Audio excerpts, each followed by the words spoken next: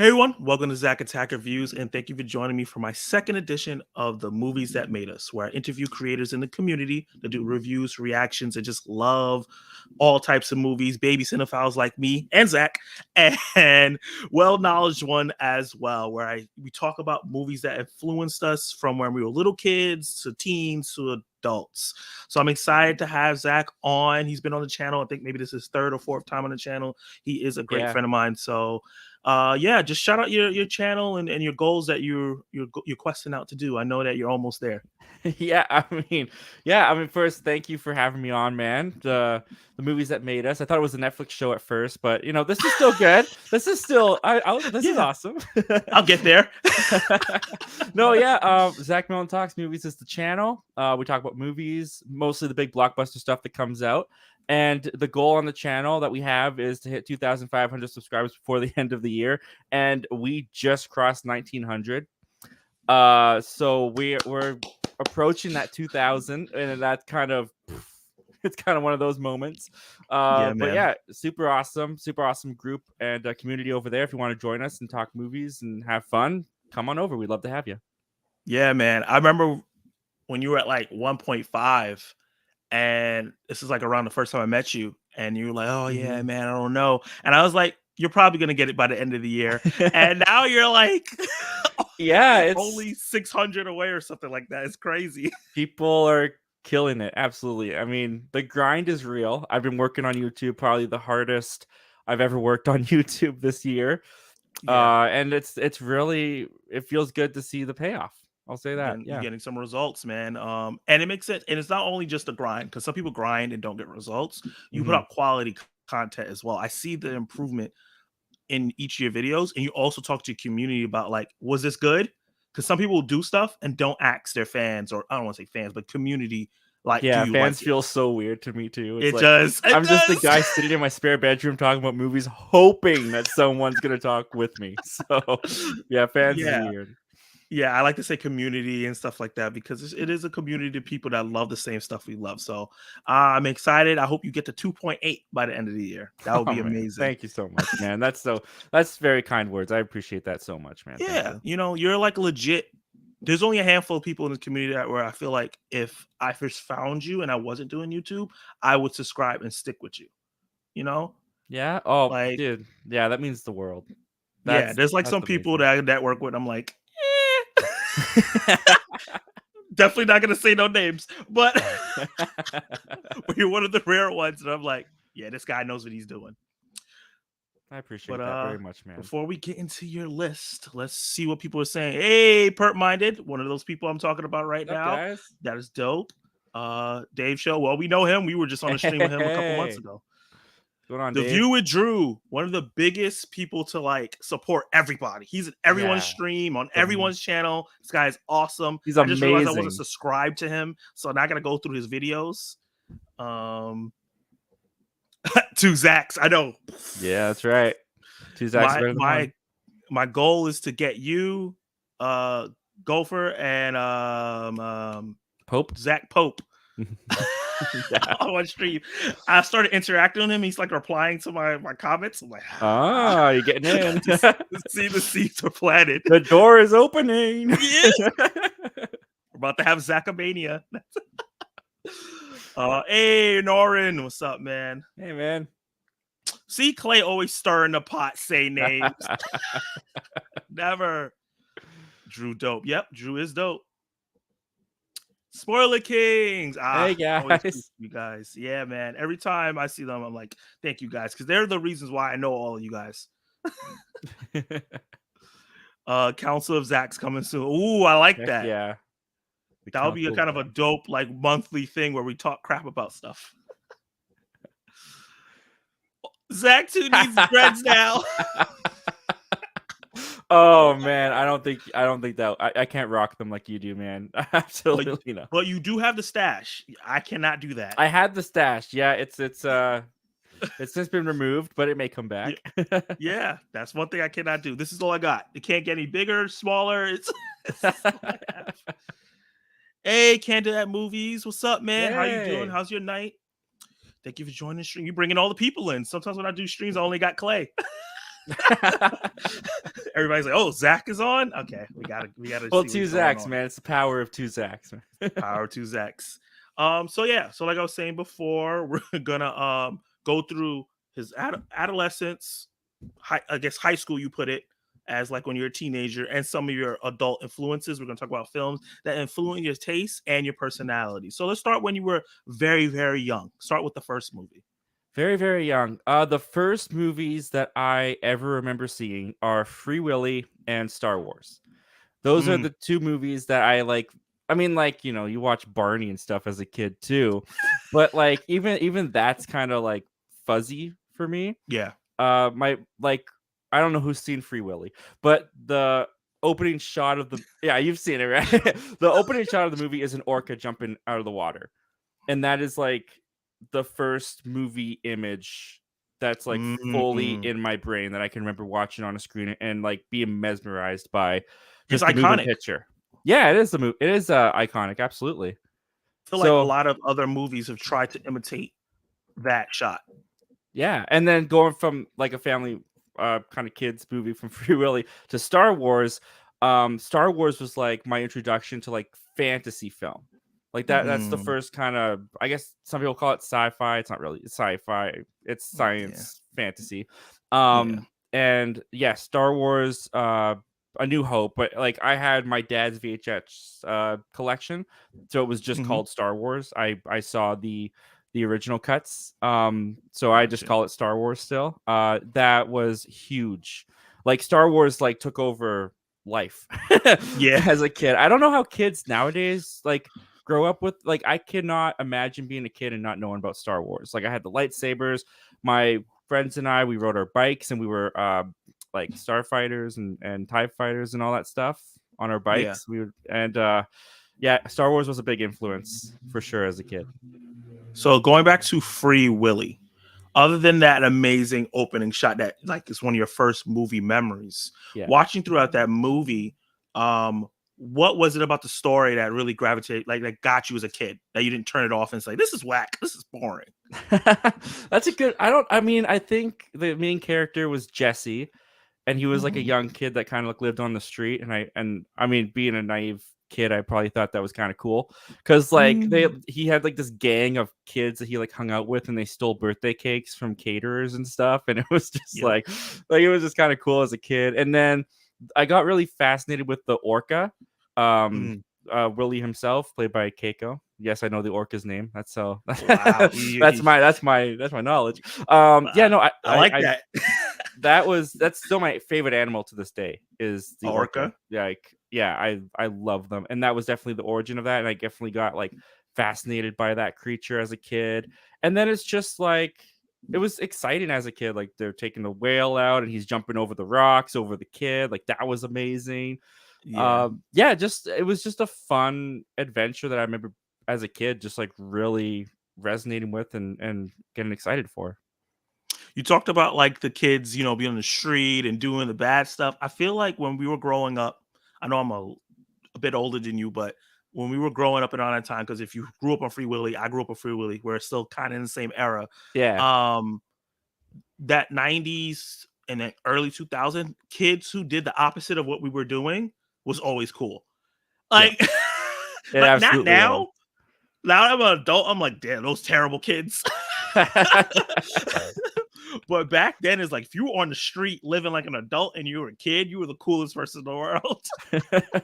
It's true. Yeah. I feel like a lot of movies capitalized on that back in those days, like every like Goonies and a bunch of Yeah. stuff like that. It was So an that's really 80s and funny. 90s thing for sure. Yeah. How did you feel about the sequels to Free I Willy? loved Free Willy 2. I Yeah, think Free Willy 2 I liked even more than the first because it was like they go camping and then it's like a bunch of orcas and they're like in the ocean. yeah, And then there's that awesome, I mean, like it's still awesome, screw it. Fire sequence where the water's on fire yeah. and the orca Willie comes and saves Jesse and they swim under the fire and stuff like that. That was super cool as a kid. I Avatar love before that. James Cameron even thought about it. Yeah. That's where he got it from. Absolutely. Yeah. Yeah. That's hilarious. That's interesting. So it's like not only is the wonder of film, but it also influenced the animal you like in real life. And Yeah, that's like the kind absolutely. of stuff that I want to talk about, like when we talk about these movies, how it influenced your not only your film taste, but also like how it influenced your life and maybe your morality. Because I do think that certain people's morality is affected by the movies that they watch Yeah. at young ages. Like right now as an adult, I could watch a messed up movie, but like I'll still hold on to my morality because I already know what's right from wrong. I can just be like, that's messed up, but it's funny. Yeah. Uh, but when I was 8, if I watched like I feel like if I watched something like, I don't know, Punisher, it might affect how Absolutely. I thought was cool back then and what you're supposed to be doing. So that's really interesting. Like you Yeah. saying Free Willy and knowing your personality, I'm like, yep, that tracks. Yeah, well, I also grew up in a Christian household, and I don't say this Mm, with any kind of resentment or anything, because like I'm still a Christian to this day, and I'm very appreciative of my parents doing this. But I was very like sheltered with what I was allowed to watch, right? mm, So I talk about this a little bit on my channel. I didn't really see an R-rated movie until I was like 18. I mean, I think I mm. saw maybe one or two when I was like 17, 16, when I like really think back. But like I remember my first R-rated movie in theaters was either It or Logan, which I can't remember which one came. I think It came first, Yeah, I right? think it did come from. I think it was 2017. I think Logan was 2018. Yeah, I think so. So Yeah. I like It was my first R-rated movie I ever saw in theaters. So Mhm. yeah, like my growing up was my family taking me to Bayou Village. I don't know. That's like a thrift store. I don't know if it's like other places in the world, but it's a thrift store in Maybe. my city where I've always lived. And Yeah.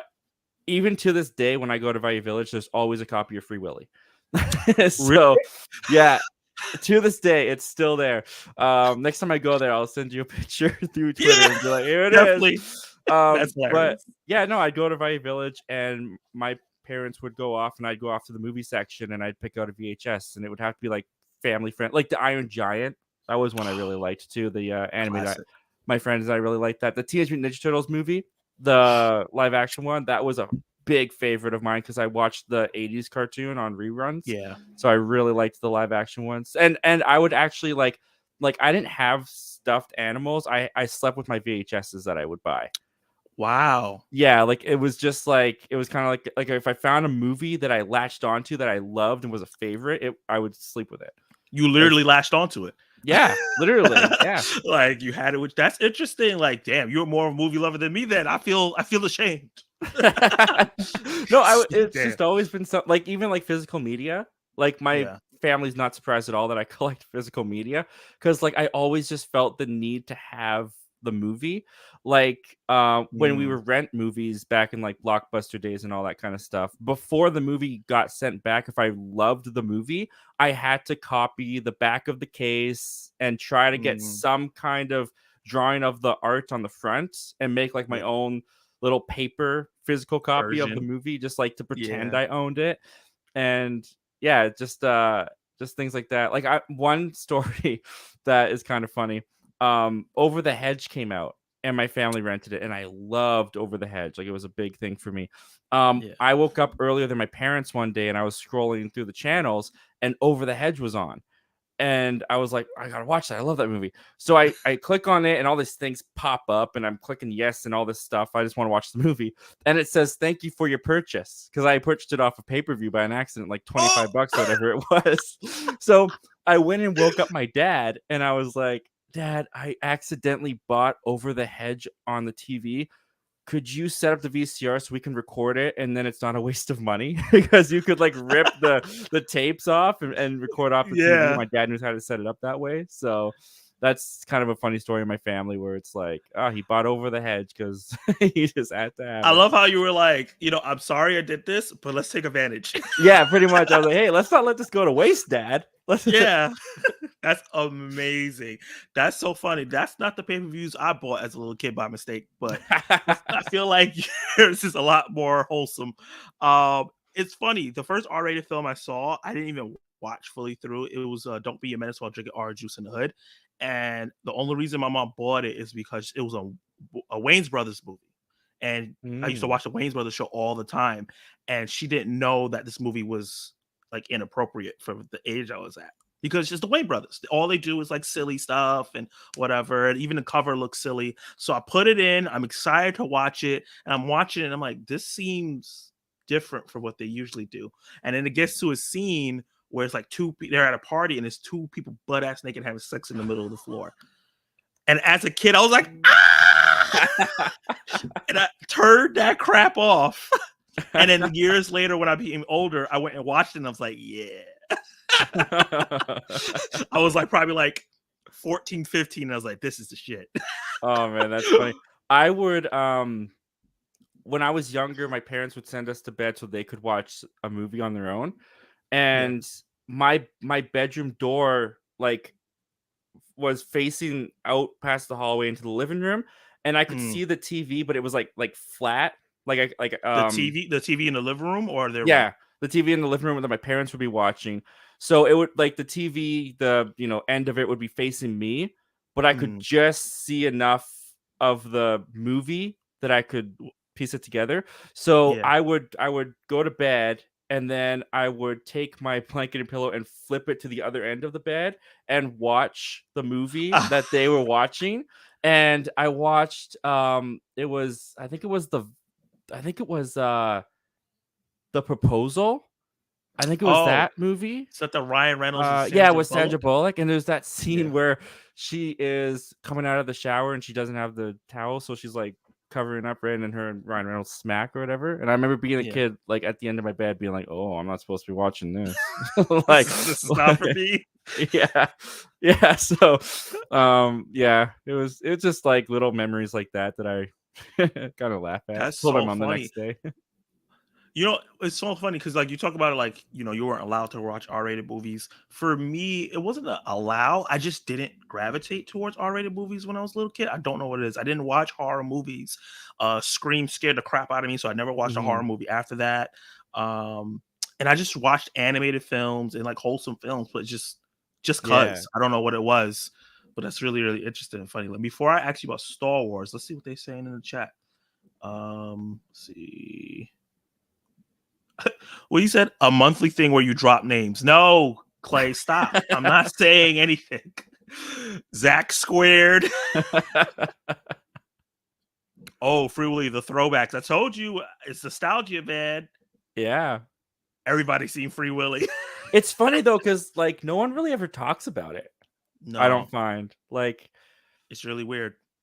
Yeah, it just kind of feels like this own special thing that I had. So it's really interesting when people are like, "Oh yeah, Free Willy." It's like, "Oh, it's one of those things that everybody loves but don't talk about often. So when you bring it up, it's like, "Oh yeah, okay." Yeah. It's like a musician that is great, but you don't talk about it too much until you hear a song. You're like, "Oh yeah, that person was really good." It's like that. That's Free Willy. That legendary musician no one talks about. Love this series. Can't wait to hear what Zach says. Yeah, man. I was super excited when he sent me the list. I was like, oh, yeah, this is going to be good. And I feel so lied to. Orcas are assholes in real life. If you're referring to what's happening right now in Europe, that's actually I could get super nerdy about orcas right now. But like in Europe, there's been like this weird epidemic going on where these orcas are attacking sailors. Like they're full on like ramming into their boats for like 2 hours and biting off their rudders and like doing serious damage to these boats. Oh my God. And it's been going on since 2020, but the like marine biologists and stuff have no idea where this started or why it's happening, because there's never actually been like a documented orca attack in the wild like ever.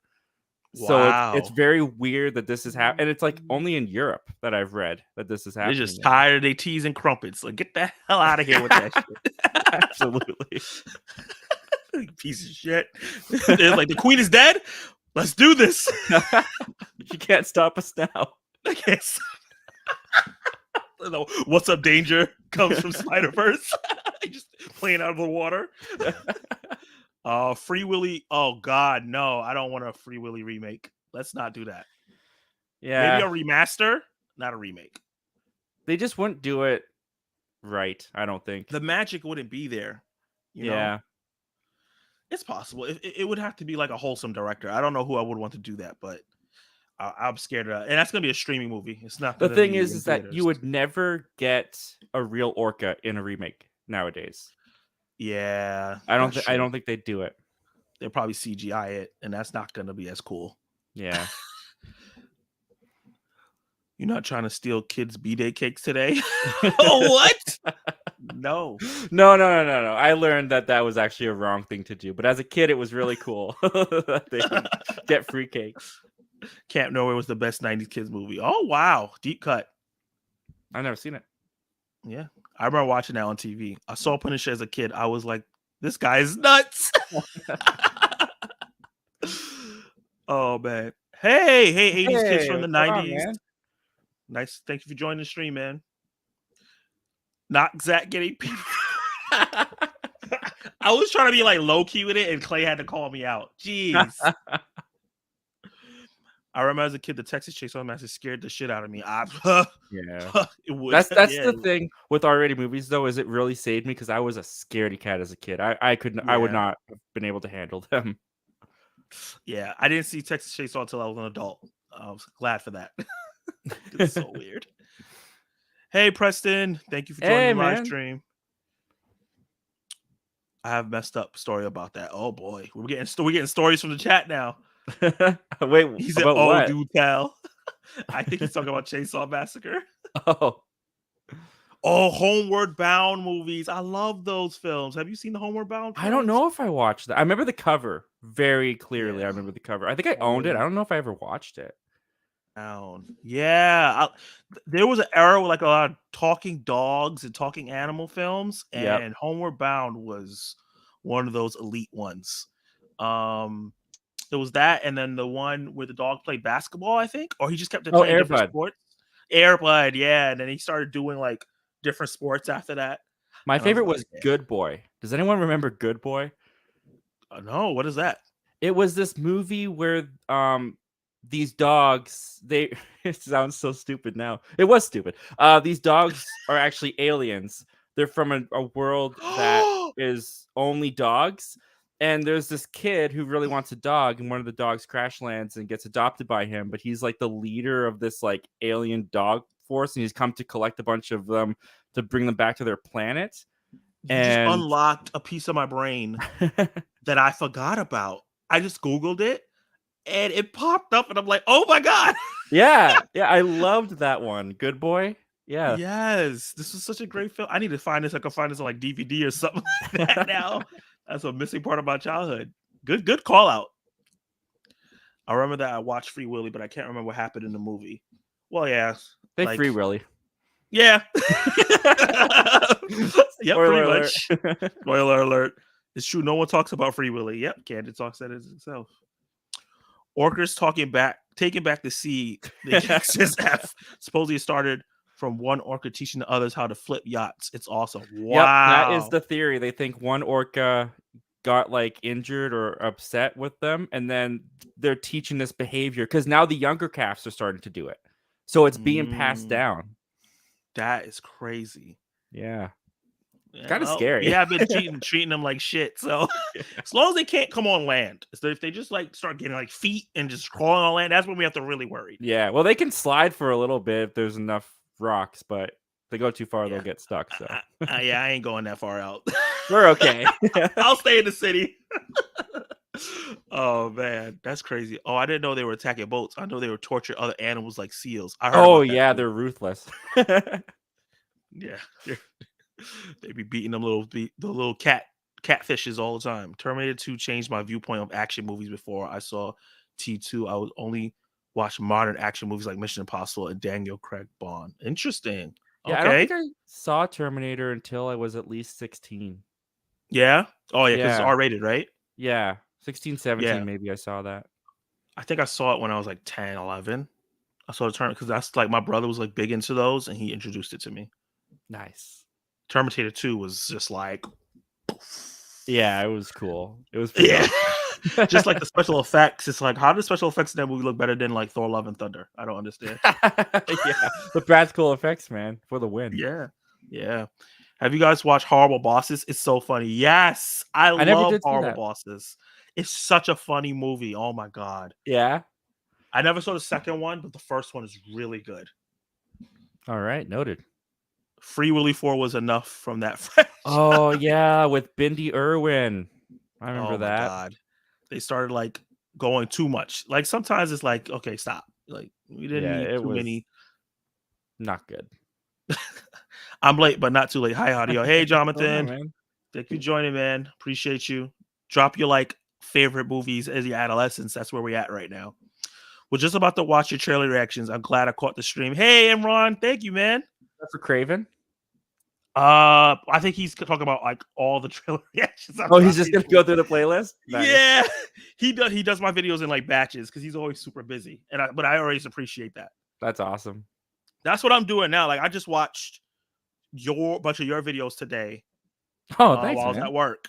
Yeah, that's what I have to do when I'm at work. Is like okay, in between patients, like let me watch my friends' videos because it's hard to do when I'm at home because I'm doing YouTube stuff. Yeah, absolutely. I watch a lot of you guys on the toilet. Yeah, that's good stuff. When I take my bathroom breaks, if somebody drops like a 4-minute video, Yep. You're I in got you. it. Homeward Bound is goaded. Hey, I could play with Nice. like that. But after I saw T2 Judgment Day, it made me want to watch the classic movies like Die Hard, Rambo, Indiana Jones, Matrix. T2 is the best action movie ever made, period. That's not a hot take. A lot of people feel that way. Yeah. I've seen Die Hard. I've seen the first Rambo. Obviously, now I've seen the first Indiana Jones. But I've never seen The Matrix. That's something that I'm going to have to Really? rectify. Yeah, I think I'm going to do a watch along. The first one's really good. The other That's what I ones are hear. okay. I never did see the fourth one, Resurrections. I didn't I hear didn't good things bother. about that. Oh my god, I remember Good Boy. You see? You did the same Yeah, thing to them. that's awesome. I haven't thought about Good Boy in at least like 15 years, so it's kind of crazy to like have that come back. It came out of your brain, right? Yep. So Zach, you said Scream scared you. Did you ever watch it? Yes, I've seen all the Screams now, but when it originally came out, that mask terrified me. Like I have a story about that. My older brother, knew that I was scared of it, and one day I was coming home from school. And my door was open, like my front door to in my apartment was open. Like I usually have to put a key, but it just pushed open, and I was terrified. I thought we were getting robbed or something. So I come in, all the lights are off, which is not normal. And I turn around and he's standing there, but I don't see him. And then it's one of those screen masks that light up. So he presses the button and the face lights up and it's like fake blood running down. I punched him in the face and kicked him in the nuts and then ran into my room and stayed in it the whole night. They had to shove my dinner under the door because I would not come out. So yeah, that's how afraid of Scream I was. Wow, that's hilarious. Or anime movies and Disney Channel. Yeah, Disney Channel was big for me. Anime was mostly Mhm. Dragon Ball Z. I didn't really watch a lot of anime as a kid though, in terms of movies. Oh, South Park, bigger, longer, uncut movie was funny. Yeah, That was completely off limits, yeah, and then I just never got the desire to watch it. watch it. Yeah, I'm not a huge South Park guy. Like I watched it when it like first started, but then after a while, it kind of just fell off.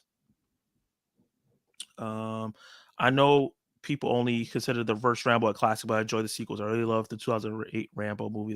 Movie was awesome. I've never Yeah. heard bad things about them. I like the first one like a lot. Like that's one of my favorite action films. The Yeah, sequels 2 and 3 I just think are okay.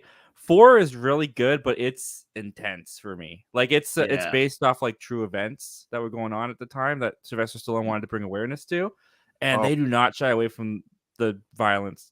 at all. What about No, and the last? Is you talking about? Is it the last one he just did, or no? That's like nope. the fifth one. That's the fourth one. The last one he did was Last Blood, and I think that Last came out in Blood. like Okay. 2019. Yeah, that came out recently. Yeah. Zach, have you seen this Christian movie called Courageous? No, no, it's the first time I ever Nope. heard about it. I haven't. I don't watch very many like faith-based Faith Christian based. movies. Like even as a Christian, I find some of them really cringy and kind of yeah, not my taste. I'm But glad there's you some said that. good ones out there. Glad you said it, not me. Yeah, I Getting myself in mean, trouble. it's the truth. I feel like a lot of Christians don't watch faith based movies. That's why they're No. not like churning them out.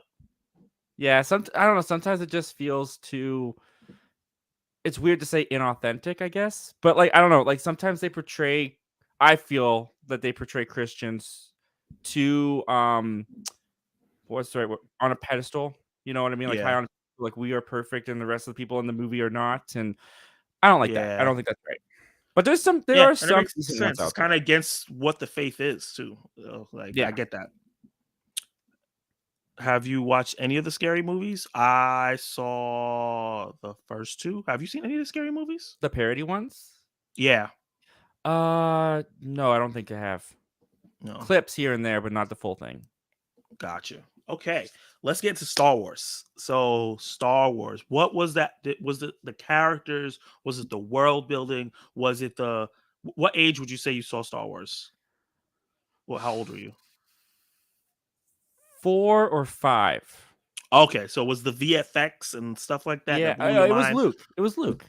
It Okay. was um yeah, as a kid it was Luke, and it was the scene in the Death Star when they're infiltrating the Mm, Death Star in A New Hope.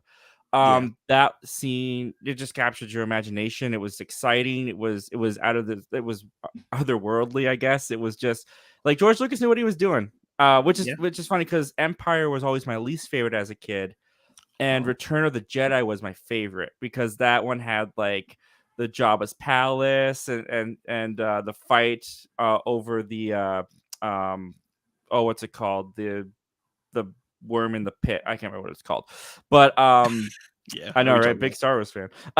No, but it had like the best fights in the third one, and now my favorite one is Empire, and my least favorite is Return of the Jedi, which is kind Oh, of really? the original trilogy, I should say, of the original trilogy, which is what I Gotcha. grew up with. So It's yeah, funny. like So it switched as you got older. yeah, yeah. So as a Oh, kid, okay. my favorite was Return of the Jedi. My least favorite was Empire Strikes Back. Now, at the age I'm currently at, of the original trilogy, my favorite is Empire. My least favorite is Return of the Jedi. And what do you think changed from when you were that age to now that made it that switch? The nuance in the story of Empire I find more intellectually, I guess, more intriguing, and I Mhm. really get into it. Whereas I feel like in Return of the Jedi, it has an exciting beginning and a great finale, but the middle part with all the Ewoks and stuff, I don't think is as good as anything in the previous two movies. Gotcha. Okay, that makes sense. So as you Yeah. got older, you started appreciating more of the adult themes in Empire Strikes Back versus Yeah. like the silly stuff in Return of the Jedi in the middle. I Yeah, can pretty see that much. switch I happening. think Empire moves better paced as well than Return of the Mm, Jedi. gotcha. Okay. So did Star Wars influence your like going after more sci-fi films or sci-fi fantasy? Did you jump into Uh Lord of the Rings and stuff like that because of Star Wars? Surprisingly, no. I really liked like the lightsabers and all that stuff in Star Wars. My friends at some point in elementary school, one of my good friends got into Star Trek, and Yeah. I tried watching Star Trek to keep up I'm a with Trekkie. conversations with him, I can't do it but properly. even this. Yeah, there you go. And I watched some of the original series, didn't really get into it. Watched some of the movies, liked a couple, but Star Trek never really caught me. And Yeah. then I didn't really watch any other real sci-fi stuff during that time. Mhm. There's a big period of um my elementary school until we get to middle school where I was way more of a Disney Channel Nickelodeon watching kid. I didn't Yeah. watch too many movies during that stretch of time. Yeah. We'll talk about why in a little while, but Yeah. yeah, there was for like grade 3 to 7 was more. I was way more into TV than movies at that time. In movies or like TV movies too, like because Yeah, you and know TV movie, Disney. like like High School Musical, Camp Rock, and those kind Yeah. of movies. Yeah, Did you ever see stuff like Brink and Johnny Tsunami and things Johnny like that? Tsunami's vaguely familiar. Mm. I don't know what Brink is though. It came out around the same time. It was like, well, Johnny Tsunami was surfing, Brink was skating, Okay. and I probably watched that movie 40 million times. Oh, really? Oh, I loved it. It was the kind of the thing of like the kids with attitude, and then they're like just charismatic, and they're doing something that I couldn't skate. So, yeah, I love that movie. That's awesome. Yeah. So more on Star Wars. Just talk about how much you love Star Wars and how it influenced your like. It's so it didn't make you step out too much to go watch other stuff, but when you watch other sci-fi stuff, does you do think back to Star Wars now and I like compare think it? Yeah, I definitely do. I think Star Wars was the first movie that actually like transported me into the movies. I think that's a Mm, big thing with Star Wars. I feel like Star Wars was such a world that you just felt like you were getting sucked into through the screen, to the fact that like when you played with your friends and you played Star Wars with, or at least when I played with my friends Star Wars and stuff like that, it felt like we were going to a different land, almost yeah, in a way. Like it was a completely different movie experience than anything else I'd ever watched. And it was like, yeah, the characters, Luke Skywalker especially, was a big heroic figure for me yeah, with those movies. Like everyone else, right? Like Star Wars is just one of those movies where everyone just kind of like, you say something, it's like, oh yeah, I get it. Like me too. Like that's how I felt. Like I really started to like Darth Vader and Anakin were my favorite Star Wars characters as I got older, but Luke was like I had the Luke action figures, I had Luke's lightsaber. I wanted to be Luke. I think I did dress up as Luke one year for Halloween as well. Had like oh, a you white gotta find robe that and stuff. picture. Yeah. I don't know if I have a picture. I'd have to ask my mom, Ah, see if she's got something. oh man. Um, I think you could say yeah, Luke is the first movie character I ever fell in love with. yeah, Now that I think about and it. then that's Yeah, the guy he you attach to. yeah. Is there a movie in that era that caught your imagination like that again, or is it like further down the line since I that did not happened? get the feeling of Star Wars again until I watched Back to the Future in middle school. Yeah. Mm, okay, and we're about to get to that era real quick. So let me see what they say in here. You said the Christian movie, scary movie. Most of the anime movies were Dragon Ball, Pokemon, Full Alchemist. That's fair. Yeah, I Pokemon movie, the first one made me cry like a damn baby in the theater. When all I of don't know them if in you the have you. statues, when Ash Yes. turns into statues and Pikachu Oh cries my. over him. Yes, I thought because I don't know what's gonna happen. Now as an adult, oh, they're gonna make another one, so they're gonna find a way for to survive. But at that time, I think that movie came out in 2000. I was that 20? No, I was 10. I was 10. So like I was like, oh my god, no, they're killing Ash. How could they do this? And I was balling. I was balling, balling, balling. I bought that on VHS twice. Twice? Nice. I definitely had it Yes. on VHS, and then I think at some point I had the DVD. I had Yeah. Pokemon 2000 and Pokemon the third movie as well. And I always loved Pokemon the third movie. So good. Honestly, the Pokemon movies aren't bad. Like I don't really watch the newer ones, but I'll see clips and I'm like, they're still good quality. They didn't like slack off on Yeah, them. I haven't watched a Pokemon movie in a Yeah. very long time. I can't remember the last Yeah. one I watched. It was probably the third Yeah. movie. I probably watched up to the third movie seriously, and then everything after that, I'll catch clips when my friends talk about Pokemon. But Dragon Ball was the movies was a huge influence on my life because that's what got me into anime. Because I actually Mm. saw those before I actually saw the actual Dragon Ball anime. Because my cousin had bootlegs of them straight from Oh. Japan. So we'll watch it and I'm like, this is amazing. Like that it's like the Star Wars thing. It's like a whole new world because it's like Earth, but there's dinosaurs and people with tails and shooting. It's like so much different things going on where it's like a transportive thing. And I was like, I need to go more into this because the animation we had was always like, oh, is this quacky characters in our regular world that we have? And this was Right. transporting me to a completely different dimension. So yeah, Dragon Ball is definitely that for me. That's I remember awesome. more of the TV shows than the movies I watched. I like Land Before Oh, I Land Before loved Land Time. Before Time. Land Before Time. So many of them too. Like I thought, oh, the first one was great. They can't do this again, and then they hit us with the second one and the third Yeah. one. I was like, I yes. think I watched Land Before Time all the way up to the 12th film. Oh, I oh my think god! I think it was that many. Wow. I Yeah. think I jumped off at the fourth. So you Well, I really routed remember out. I remember the first one, the second one very well too. There's still songs from that get stuck in my head sometimes when I think about Land Before Time. But like Yeah. the big freeze, I think that was the 8th film, was at my nan and papa's house, and I loved that one. I watched that because like the snow and stuff. I just liked it. And Yeah. then I think there was one with like two long necks, and they're migraine. I think that's like the 10th or 12th one. I don't know. Maybe it's the 5th Wow. one. I haven't thought about That's those in a while. amazing. Oh, and I guess fantasy stuff like Harry Potter, but that was like middle school. Yeah. Wasn't allowed Well, to middle watch school Harry for Potter. us. Oh yeah, because of the wizardry stuff. Yeah, but I watched it eventually when I graduated high school. I liked them. Yeah. Star Wars, this part can easily be an hour long.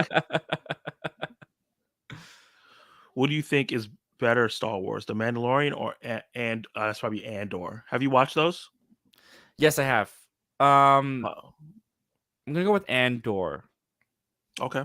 a little bit. Yeah, I actually prefer The Mandalorian. I think episode by episode is a little bit more exciting. I think that's fair. some Andor episodes, like I think it started off strong. The middle was like, "What's going on here?" And then it would be like a great episode, and it'd be like, "What's going on here again?" And then the ending was strong, and I was just like, Mm. it just didn't. There was certain episodes where they were like marching, and I was like, what's happening?" Like this, Yeah, give me like something. It's let's come on, let's go. There's a lot of I think talking. I think just comparing season 1 to season 1, I got more out of Andor than like Mandalorian's fun. Like especially season 1. Season 1 was great. I just liked diving deeper into the world and all that stuff in Andor season 1. Yeah, I still love Andor. I think I prefer Mandalorian a bit more because it just captured my imagination more. A movie that changed my perception on superhero movies was Spider-Man 2, Logan, and The Dark Knight. Yeah, Yeah, Spider-Man Spider-Man 2. 2 was special. Spider-Man 2 and Blade don't get enough credit. Spider-Man 2, Blade, and X-Men 1 don't get enough credit for elevating superhero movies. Yeah, I watched Blade for the first time like a couple months ago. I did not watch X-Men until I got later into middle school, but Spider-Man 2 was like my favorite Spider-Man movie to watch for a very, very long time. Yeah. Spider-Man 1 came out in what was it, 2002? So I was 3, and I have vivid memories of watching Green Goblin and freaking out. Like Green Goblin scared the crap out of me as soon as it was Willem Dafoe's voice and the Yeah. mask, and it was just a nightmare fuel for me. And I remember Spider-Man 2 was coming out, and I really wanted to see Spider-Man 2 in theaters. And my dad told me, because I was a little older at that point, if I could get through Spider-Man 1, he would take me to see Spider-Man 2. And the minute Green Goblin came on screen, I don't even think it was Green Goblin. I think it was when Willem Dafoe transformed and does the whole jump up and kills his assistant. Yeah. I ran out of the room. So I was not allowed to go see Spider-Man 2 in theaters, and I was so bummed. And then Oh eventually, no. when it came out on DVD, my dad rented it. We watched it, and that is why I love Spider-Man. Spider-Man 2 is why I love Spider-Man. That and the 60s cartoon, because I used to stay up till midnight at my Wow. grandma's and watch that. Is that so? The one I remember, the cartoons I remember, I don't think I watched the 60 cartoon, but I watched Spider-Man and His Amazing Friends. I I think, think I saw a couple episodes of that. Some of the Spider-Man cartoons blend together for me. and they had similar art styles, so that didn't help. Yes. Um, but yeah, like that and the 61 has similar art style. The obviously the animated series from the 90s, absolute classic. And I think elevated the character to like where people know it from, like that doesn't even Yep. read comic books. I And watched a lot of the then 90s one. Spectacular Spider-Man, once again, another fantastic show that got cut short. Even that weird Neil Patrick Harris, The MTV one, yeah. I it was really good. liked that series. Did you know that Yeah. series is supposed to be an extension off of Raimi's universe? Yeah. Yeah, Is it supposed to be the before in they did between? Spider-Man 2. Yeah. It was supposed to be after Oh, Spider-Man 1. It was supposed to be like a continuation in that world. And then they did that's Spider-Man 2. interesting. I didn't know that. I It's read weird that that they got somewhere. Neil Maybe it's Patrick wrong. Harris instead of Toby, Yeah, I know, right? but It I worked actually though. liked it. And Spider-Man is it Unlimited, I which don't know was if I ever like watched that one. that was like a continuation from the animated series where he's like older and he goes into space, but it's like a different art style. Oh, I didn't like that one. You didn't like that one? I don't think There's so. a I lot of didn't like people it in that don't. space. It's weird. Yeah, it was cool seeing him in Across the Spider Verse though. Yeah, it really was. Let's see. What's your guys' favorite Star Wars TV shows? I haven't seen a lot of them other than the Disney ones, so it has to be Mando. I'll go with Andor for now. I couldn't get to Harry Potter or Lord of the Rings. I got in trouble in middle school for saying Harry Pothead. I recently watched the Take it first back. Lord of the Rings and I loved it. I thought it was great. For the first time? Yeah, for the first time, the 4 hour Nice. cut. I did a Yeah, Throwback Thursday review. I was thinking about doing a watch along for the second one, but I'm like, nah, that's too long. it's like 3.5 hours. Yeah, No, I think it's 4 and I watched all the extended cuts for the first time. My first time watching Lord of the Rings as well. Man, they're long. they're They're so long. so long. But then when I watched it, I was like, I don't know what I would cut. That's the thing. Is like, what would I cut out of this movie? So, because there's like silly scenes that feel like team building moments, Yeah. where it's like, why you care about the character. Before I'm in, Jetsons, Toonami. Oh man, Oh, Toonami was Jetsons. such a Yeah. good. Or did you grow up on Toonami, or was that after your time? No, I don't. That doesn't ring a bell. no. Toonami. It was this after school block on Cartoon Network where they showed like Sailor Moon, Dragon Ball Z, Mm. Pokemon, um, and like one like really big American show all the time. And I like don't know and if then I. it was like this robot who like introduced each show beforehand, and he'll give you like they did like so many cool things. They'll give you inspirational quotes to live by as a kid. It was just really cool. Wow, that's really cool. Yeah, I don't. My cartoons. What were my cartoons? Foster's Home for Imaginary Friends. I don't know if anyone knows that. That's my shit. That was when I Codename Kids Next Door. That might be a deep cut. I don't know. That was some of these might be Canadian made. I don't even know. No, Um, Codename is a big yeah. show. Jackie Chan Adventures. Did you watch that? No, I don't think so. Kim No. Possible. I watched Kim Possible on Oh, Disney Channel. classic. Yeah. Recess. Recess was big Oh, for me. I loved Recess. classic. I owned Yes. the movie on VHS. School's Out. Loved it. Nice. Yeah, those were a couple big ones that I would watch. Yeah, Rugrats. Did you watch Rugrats?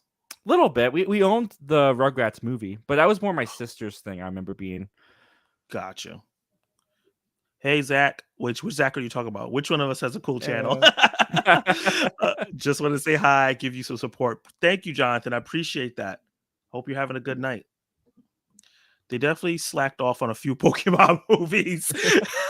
You would know better than me because I hopped off that train a long time ago. When Goku turned Super Saiyan 3, I got goosebumps. I still get goosebumps every time I just go back and watch it. The SpongeBob movie is the movie that made me. Wow. Yeah, the Oh, thank SpongeBob you, movie. Lance. I appreciate that. Thank you for joining the community, man. I love that your profile picture is Fat Albert, man. That's Word. awesome. And then hit the link in the bio and also subscribe to Zach, the other Zach. Oh, I He's know great. Lance. I know Oh, you know. Lance. Oh, he's Oh from yeah. your okay. Thoughts on Transformers: Rise of the Beast. Also, where would you rank it out of the seventh? Oof. I'm not gonna rank it because I might do a video on that. I'm not But gonna rank it because I did do a video on that. so you gotta check out his video. But Rise of the Beast, I thought was a great film. I had a lot of fun with it. Actually, not great. I thought it was really good. It was fun. Yeah, I Enough. thought it could have been great if they took out some of the Michael Bayisms, but I thought it was really good. I was 1 year old when Spider-Man 2 came out. Holy crap. Thank you for aging the shit out of me. Spider-Man and Amazing Friends was a funny show to watch. Yeah. Have you guys watched Arrow? Yep. Love Arrow. Only a couple episodes. I really do. I at one point I really want to watch all of it, but haven't It's gotten gonna be around to it rough. yet. Yeah. Because I don't think they're gonna age that well. The only one that's gonna age really well is like Black Lightning, because the writing on that was a little tighter than the other shows, and Superman and Lois, Yeah. because I just it's loved made like Flash later. season 1 through 4 so much. Yeah, me too. Even when I think I lasted till season 5 or 6, whenever Cicada showed up, that's when I kind of started dropping out, and it I was think that because was it was like, 5. I think. yeah, Maybe that was it 6. was because they were making some dumb decisions. I was like, this is hard to watch. Yeah. I agree. It went downhill and I was very sad. Yeah, my love for Arrowverse came because that was something I watched with my mom, and it was like Mm, superhero thing that I love that she could also watch and love because of the drama aspect. She liked yeah. those parts, and even for her, it was just like, okay, this is getting too much. They're pissing me off. They used to, oh my god, Felicity from Arrow pissed her off. Iris from Flash pissed her off. She did. Yeah, she got a little annoying as it went along. Yeah, yeah. Zach loves his 4-hour movies. I do like long movies. Give me the bang for my buck, man. Are you more looking forward to Secret Invasion or Ashoka? Personally, Secret Invasion because I'm more of Same. an MCU fan than a Star Wars fan. I'm just worried Ahsoka's gonna lose me because they're gonna do too much deep cuts into Rebels, and I understand that people like Rebels, and I'm not taking that away. I don't want to watch it. I don't connect with Yeah. the animated Star Wars stuff as much as the live action stuff. That's just me. And Clone Wars too. Like it's like you have to watch both of those to really understand all the deep cuts. And it's like it's a lot of Yeah. seasons of those shows. I tried. I desperately tried to get into Clone Wars. I could. My brain just could not connect that the animation Anakin and Obi-Wan were the same Obi-Wan and Anakin from the live Mm, action. Like my brain won't do it. I can't get I into heard it. they wrote them a bit different too. Yeah, they did. Anakin is definitely a better character in the Clone Wars for sure, but I That's don't know. right. It's just my brain can't get over it. What's going on, bros? Hope it go. Hey, Luke. Hey, Thank you for it's jumping in the Luke. stream. What's Because I going think on, he was man? just doing his, so he must have just jumped from his stream into our stream. You like cheese? Okay. Who doesn't? Oh, Foster's home. He's talking about cheese. Oh, wow. Okay, that hit me like a train. I don't remember any of their names. Cheese. It was Blue, and then he had a brother named Cheese, and it was so funny. I love that show. Oh, okay. Yeah, that's Foster's Home right. Imaginary Friends. Can't forget Adult Swim. Arthur on PBS. Ooh, You I probably loved didn't get to Arthur. watch Adult Swim, right? No. Yeah. No, I did not get to watch Adult Swim. My cousins and I would sneak. Okay, so when I was about the age of 6 to 7, maybe even into the age of 8, I stayed at my grandma's a lot with my cousins in the summertime, and my grandma would go to bed at like 9. So we would have the living room and stuff all to ourselves. So we would sneak like Robot Chicken and The Mm. Simpsons and stuff like that as grandma went to bed.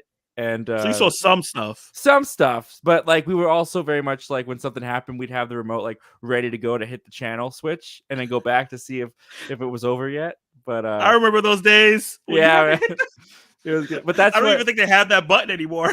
I know, right? But that's when I watched Spider-Man the 60s Spider-Man cartoon the most because it came on at midnight.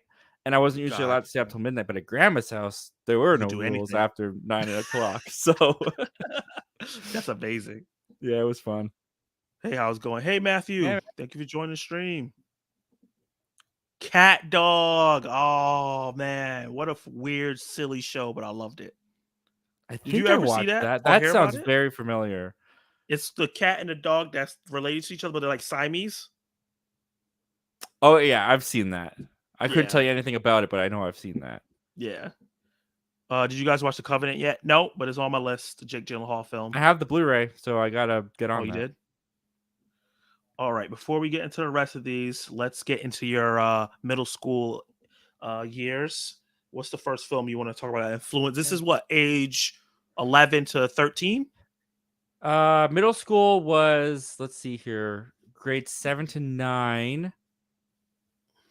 So like 13 to 14, no, 12 to like 14, 15, something like 12 or that. 14. Yeah. So I think kind of going a little bit unconventional here. Mm-hmm. Iron Man was Mm, 2008. So that yeah. was in the middle of my elementary school years, and Iron Man was a big movie for me during that time because my dad and papa took me to movies and my sister to movies every Sunday after church, and my dad Mm, took me to the big opening night blockbuster movies on like Fridays. He would surprise me. So movies were a very I guess like social time for my family. It was like I yeah. spent a lot of our time together. So going to the movies with my dad was a big way that I spent time with him and he spent time with me. It was like our thing. So I Yeah. like going to the movies with my dad was like some of the best times. But Iron Man, of course, kicked off the MCU, which later influenced my life greatly. Yeah. But it was also a movie where it was a blockbuster that he would take me to that I didn't just pay attention to the action. Like I actually started to develop ways of connecting with the character and the story. And Mm, because usually when he took me to Transformers, it was just like, when are the robots coming back on? Like, where's the action? Like, I don't know what's happening in story wise. I just want to see the robots. But of Iron course. Man was like the first big blockbuster movie that he took me to that I could actually like follow. the story and understand what was happening and not just wait. And I fell in love with the character of Iron Man. So that was Yeah. a huge influence movie in my life as well, because that's when I started to pay attention to the movies that he was taking me to for story wise, as opposed to just this big action movie that my dad's taking me to. And I started to kind of like mold my movie thinking brain. And then that's when I also really wanted to talk to my dad about movies, because I started getting these thoughts and I started getting my own opinions. But Yeah. my dad wasn't like that. Not like any fault to him, of course, but like it'd be like, "What'd you think?" And it's good. And then that's where it ended. But I wanted to go further. I wanted to talk about all these like things that I didn't fully know what I wanted to talk about, but I knew I wanted to talk about them. And so, cut to middle school, grade 8, I want to say, maybe 7 actually. My family rents Grown Ups 2. Oh. And we watch Grown Ups 2, and I get the feeling for one of the first times that I can identify I hate this movie. I didn't expect that. No, for That the was like, amazing lead up. like one of the first times I was like, I hate this movie. And I wasn't quite sure what it was, but I knew I didn't like it. And so I'm on YouTube, and you know how phones and internet works, they read your mind. I get this suggested video, Jeremy John's Grown Ups 2 movie review. Oh. Never heard of a Okay. movie review before. Never really heard of Jeremy Johns ever before. Don't know what Yeah. this is, but he's talking about Grown Ups 2. So I click on it. And then, of course, it's like I feel like I'm in this world that understands my mind. And I just like binge watched Jeremy John's videos of movies that I had seen, and like getting new ideas and getting my opinions like challenged or influenced from them. And then Jeremy Johns led to Chris Stuckman. Chris Stuckman led to The Smells No, Collider, John Campia, all these people that I really started to watch in middle school. And then, like I mentioned before, elementary school, I was really into like TV shows, and I watched a lot of TV, not too many movies. That's when like the boom of my love for movies kind of came back, and talking Yeah. about movies really became a big thing for me. Yeah. So I started watching more movies in the middle school, like middle school time. Like I started looking for movies that were coming out in theaters because Jeremy Johns was going to talk about it, and I wanted to be caught up, right? So, like the Avengers, I remember going see the Avengers and then going home and watching Jeremy Johns' review and watching Chris Stuckman's review, and just like finding someone to talk about this movie with. And that was a big part of my love for movies journey. And then I started finding people in middle school who did talk the way I talked, and if they didn't, Yeah. and like they've told me that before. I had one of my friends be like, I never would have talked about movies like this if it wasn't just for the fact that I needed to understand you. Well, that's a good friend. The fact that he cared enough Yeah. about you to learn it. It was incredible. And then that became like our thing. Like we went and saw movies together and talked about movies and watched movies on the weekends. And it was just movies all the time. And that's when I saw Back to the Future. You gave me a lot of amazing tidbits in there, but the highlight of everything you just said is that Grown Ups 2 is the most influential movie of your life. And Adam Sandler should get a little bit of your ad revenue setting you on this path. Because if you never saw that movie, that's true. You would have never found Jeremy Johns. That's true. Thank you, Adam Sandler.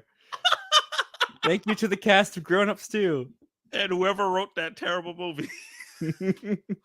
That was amazing. That's really so funny. And I think that's why me and you resonate so much, because it seems like movies is a part of your family culture. And that's what I want to talk. Like I want to call it that, because you had Friday with your dad, Sunday with your grandparents, right? That's what you said, and your sister.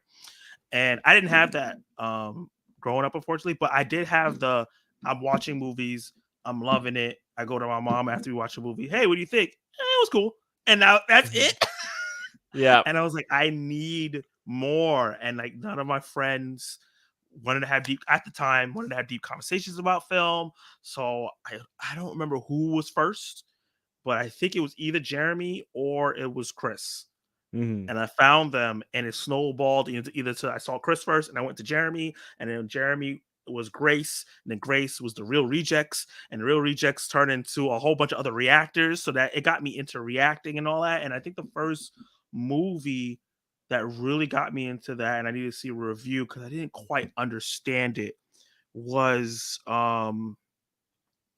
this movie called The Collector, which is one of my favorite horror movies. And I was like, no one is talking about this.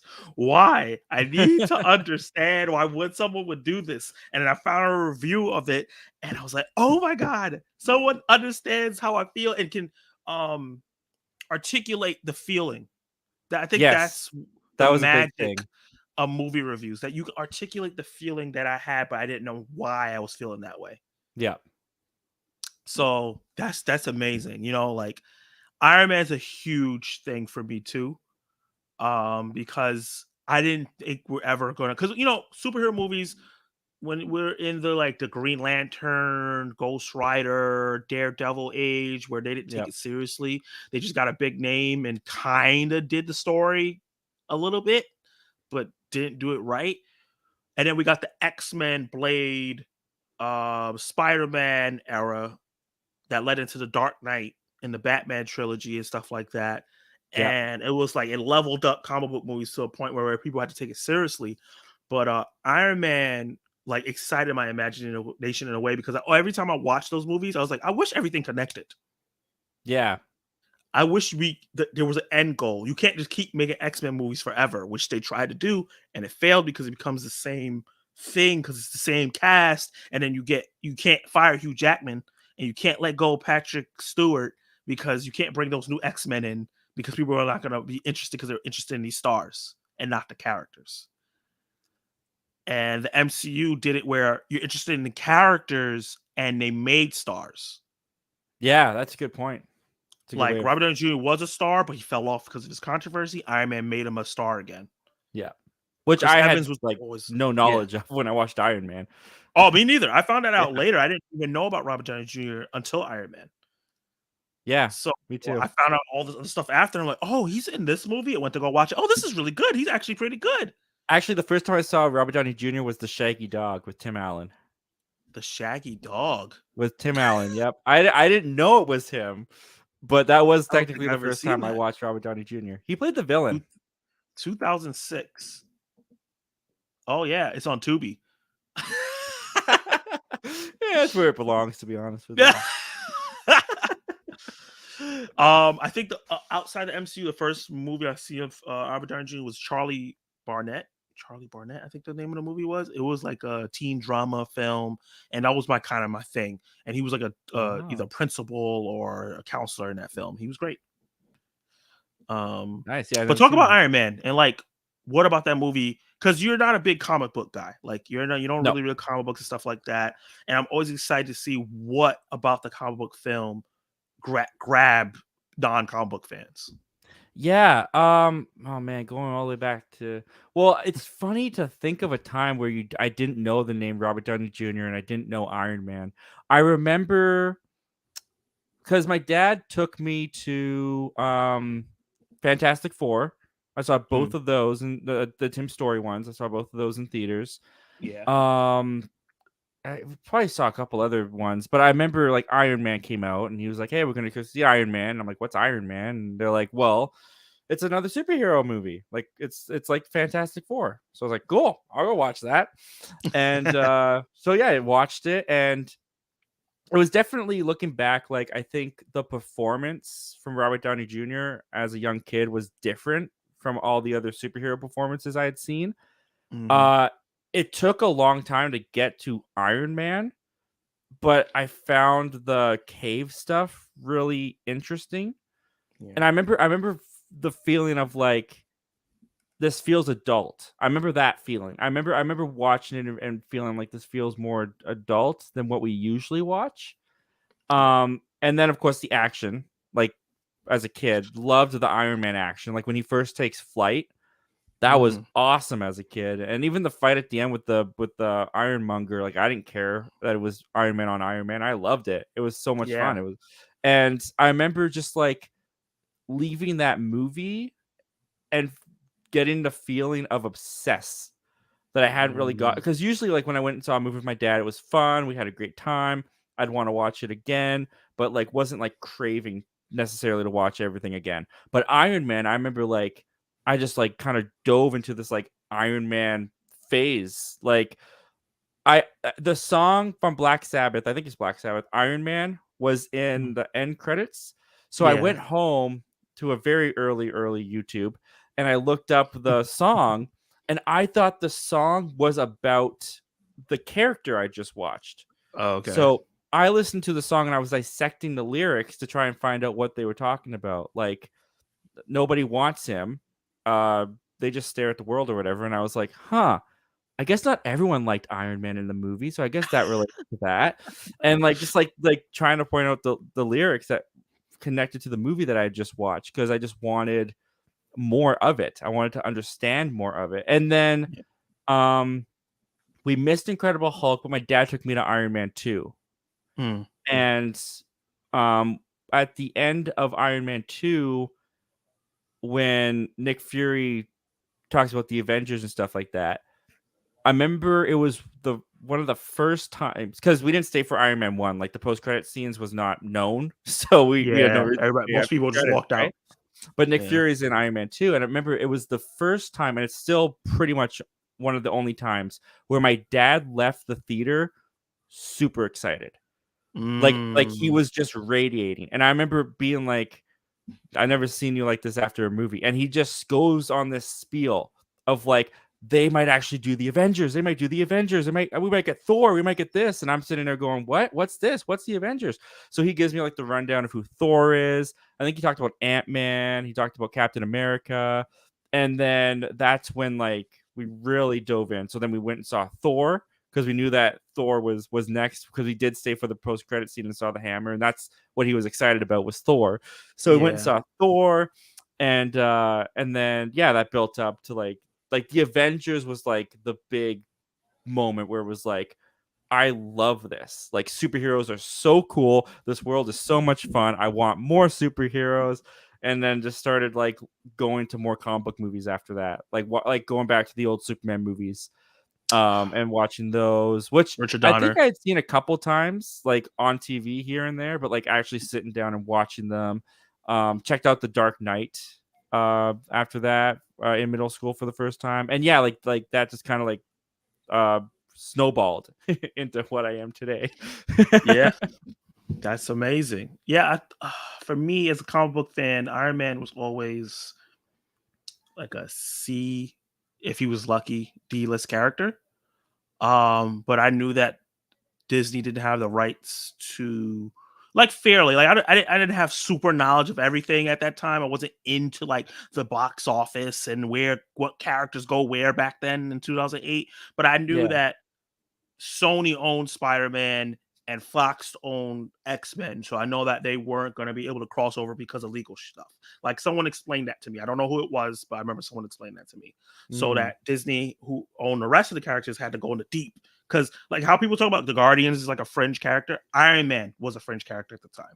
Now he's an A+ player in the comics because of the movie, but at the time yeah. he wasn't.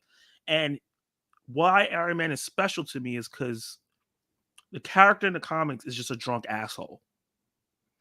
And he's not a charming one. He's cold, he's vindictive, but Stanley made him because he's also heroic. And he Hmm. wants to see how far he could push the viewer to attach to a character if they're heroic, even if they're Right. a trashy person.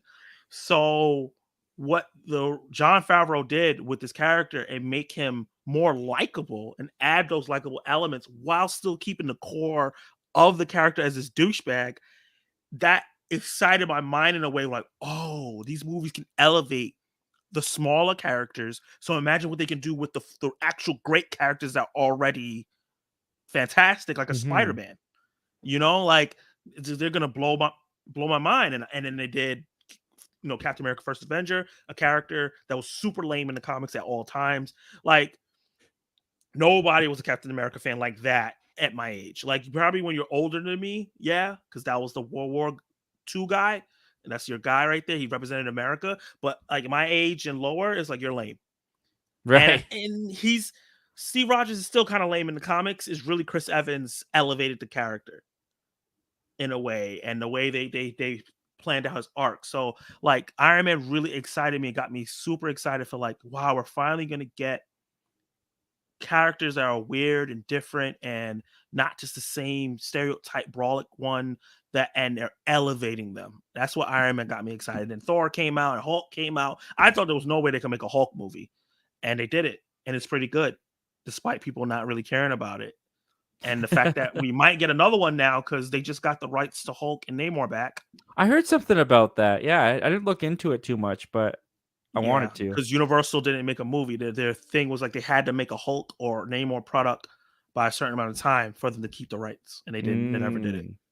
Mm. Which is exciting because now we can get like a Hulk movie instead of him just tagging along in other people's stuff. But I've never seen Grown Ups, and now I want to watch Grown Ups too because the movie that inspired your whole your whole career. Yeah, yeah. I actually like Grown Ups. Like Yeah, it's a fine movie. I get some enjoyment out of it. But yeah, it's I, good I too. remember Grown Ups too, just being like, I don't like this. I know I don't like this. I know. But I'm not sure why. But it's funny, you kind of jogged a little bit of a memory. The first time that I ever heard the concept of box office Mm, was Jeremy Johns did a video on the Avengers breaking box office records. That was the mm, first time I'd ever heard of like box the office concept and of it. what is that? And yeah, I didn't know that there was a way to find out how movies made money. Me neither. I never thought about it. That's why like I gravitated towards Grace Randolph so much because she literally has a show on Sundays where she breaks it down. Mm. And it makes me understand the box office in a way that no one else has explained it to me. Like my friend Jay, he was like, he made a bet with me for $10. He's trying to say it's five now because he's losing the bet, but it's $10. Where he was like, The Flash is going to be the biggest DC movie of all time, and in box office, and I said, no, it's not. And I was like, he's like, I'm 100% sure. I was like, you want to put a bet on it? And he was like, yeah. I was like, $10. And he's like, okay. And I knew for sure because Grace was explaining to me it was tracking for 50 to 70 million. There's no way it's going to be Aquaman tracking 50, 70 million. And then I saw the movie. And while Yeah. I think the movie is great, I knew it was not going to make the money that it needed to make. I mean, Avatar only had 70 million opening weekend and went on to make $2 billion. There's hope. Different though. Yeah, that's really different. Aquaman, Avatar had revolutionary stuff that everybody was like, you got to go see this. I know Yeah, you must have been like, the Flash doesn't have that. no, not at all. So I was just like, but like, I would have never been that confident if I didn't have the box office knowledge. So yeah, like that's really cool. I didn't even know Jeremy Johns did a video like that back in the day. Yeah, you could probably still find it. Yeah. I might look for it actually. Have nostalgia. Yeah, I feel like why because he doesn't put out as many movies as he well, not movies, reviews as he used to. But Yeah. anytime he does, I'm excited for it. So Avengers, like, what does that mean to you, personally, seeing that for the first time? That was my Star Wars for like the Uh, theater. That was okay, yeah, I don't know. I know that I have a lot of younger viewers, so they might be in the chat as well. So they might like have no idea about this. The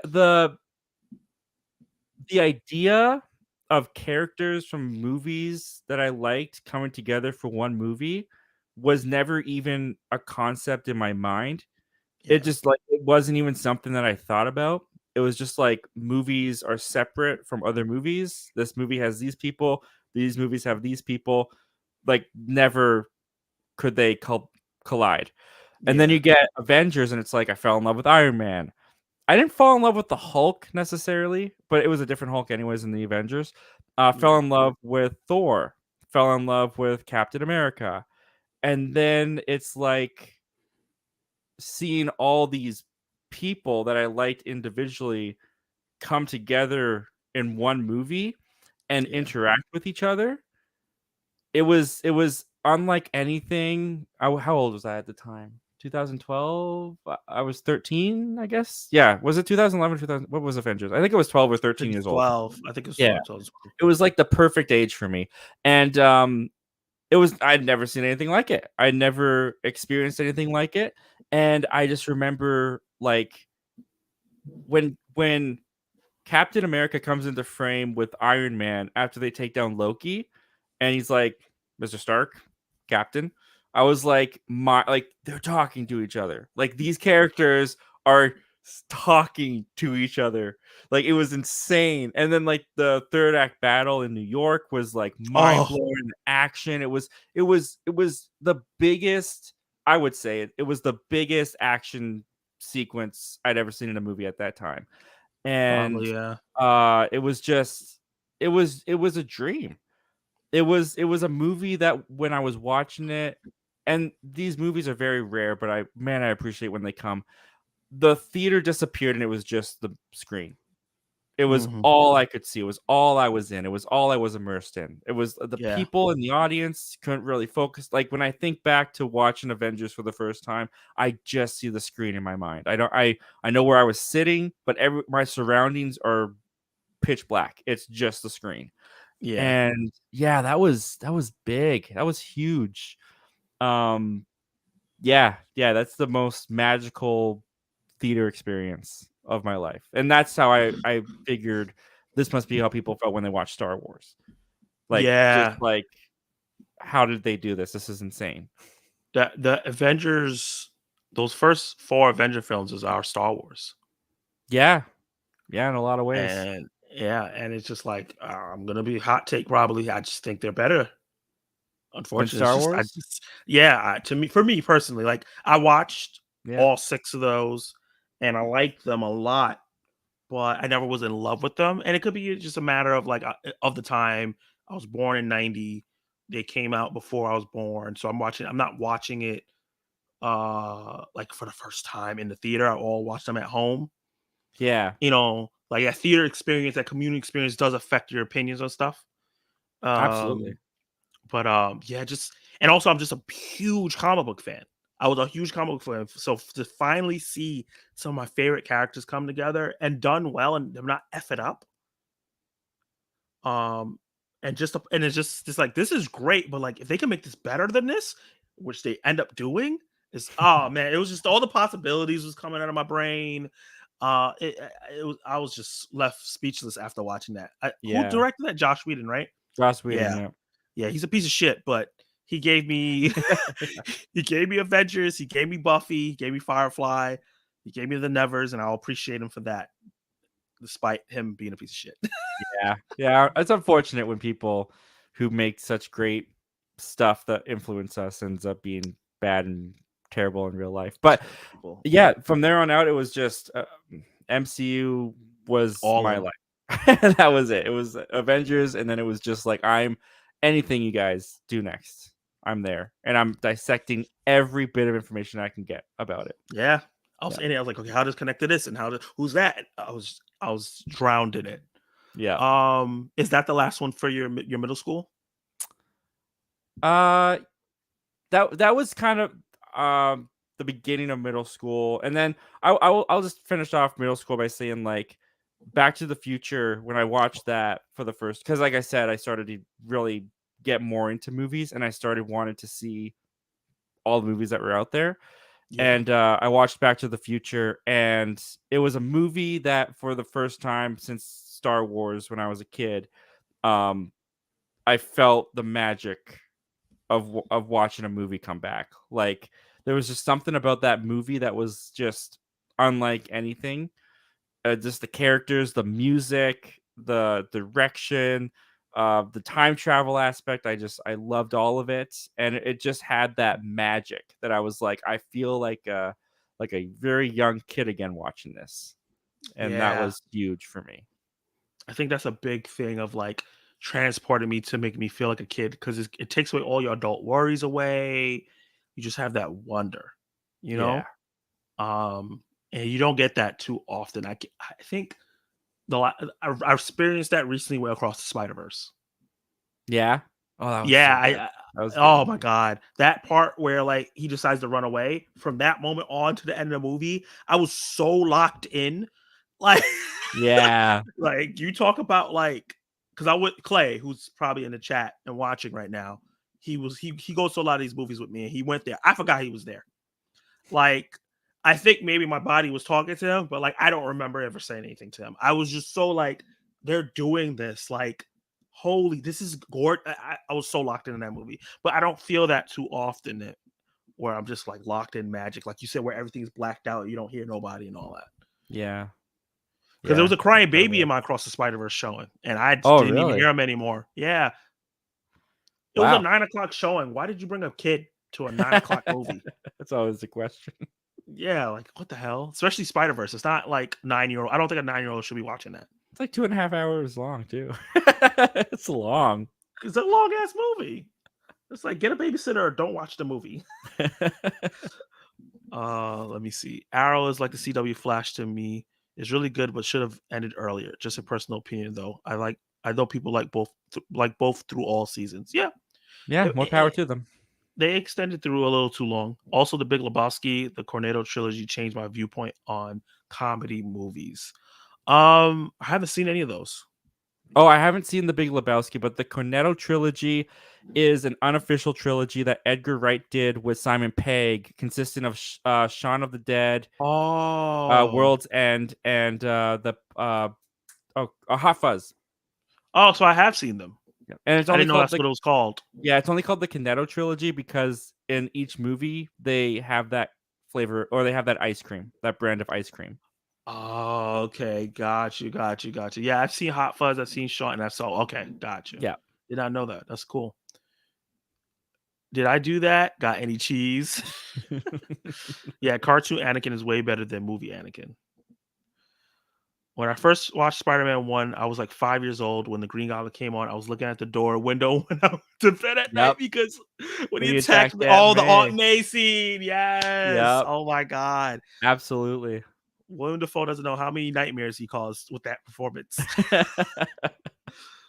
I was like Family Matters. Yes. I Such a never great watched that. yeah. I know Family like Matters the is a great like show. Urkel and stuff, but I never saw it. Yeah. Great show. It was a lot of those 90s sitcoms that was just really good on UPN. Drake and Josh, Yep. great show. That's huge in my life. Huge. Yeah. If you could choose a movie to have a TV show, what would it be? Wow. I've always wanted a live action Spider-Man series. And you Whoa. can do it now. You can do it Yeah. now. It would not look like the 70s version No. anymore. So, Yeah. The yep. technology is good enough where you can do it. Yep, I'd love that. I would love to have a live action Spider-Man series. I would love a Batman detective show. Or That'd be like good. he has to solve a different case. He's a different person in his rogues gallery. You can introduce like villains that don't get talked about enough. Like, yeah, Joker's there, Bane and Riddler, but he has like Condiment Man. You can and Clockmaster and these weird ones that like shouldn't be dangerous, but they are. And you can ground them in a way like where Condiment Man, his thing is poisonous, whereas not really ketchup is acid or something. Like, you know what I'm saying? Like, That'd be do cool. stuff like that and just really get ridiculous, but still grounded in a way where people don't feel too lost. But they're so scared to make a Batman show. Every Batman related show, he dies. He's an asshole. He retired. Like, That was definitely not off the top of your head. You've been holding on to that pitch for a while. why are you calling me out like that? I feel seen. I No, it was feel good. seen. I'm saying that was good. That Thank was you. really good. Oh man, eventually I want to pitch scripts one day. So hopefully I could do that Absolutely. well. I watched all of The Simpsons. When did you guys stop? If you stopped? Oh, Wasn't allowed to watch it growing up. mm. Saw a couple episodes here and there at grandma's house. Watched the Simpsons movie at a friend's house in the 5th grade. So good. And really liked the Simpsons. Still like the Simpsons movie. And then when I did get to about like 15, 16 years old, and my parents were like, "Yeah, you can start to choose what you watch." Tried it, and then by that age, I just wasn't really into it. It Mm. was funnier when I was a kid. I I probably dropped off in the 90s. I didn't watch The Simpsons for too long, but it's a comfort show. Like if I'm not in a good mood, I could just turn on any episode, Yeah. and it's just a good snuggly. You know, it's gonna be simple, nothing too complicated, fun. Nice. Since my picture is Keenan, I'm also a big Keenan and Kel. That was my show. Love orange soda. Yeah. Kel, love orange soda. Yeah, I do. I I do. loved Keenan and Kel. Yeah, man. I'm excited for Good Burger too. Hope they do it well. I'm not a You big like fan nah, of Good. not a I'd big rather have fan. a Keenan and Kel reunion. Yeah. Drake and Josh was amazing. Yeah, man. Yeah, it was. I watched Drake and Josh last night. Actually, that's really funny. Yeah. The viewers you just watched the Cornetto trilogy. Lots of fun. Yes, Milan. Let me know what you think of the Covenant when you watch it. Will do. For me, other than the Star Wars prequels, Iron Man was the first movie for sure. The character arc of Iron Man really blew my mind. Yeah. Yeah, I really appreciated it. That's not talked about enough. The character arcs of the two main Avengers, Iron Man and Captain America, and how they pulled that off in Yeah. Endgame. Oh, Iron Man has the best arc in the MCU, I think. Yeah. Yeah, he has the most defined one. Like I love Cap's arc, but it's not as drastic as Iron Man's arc. Yeah.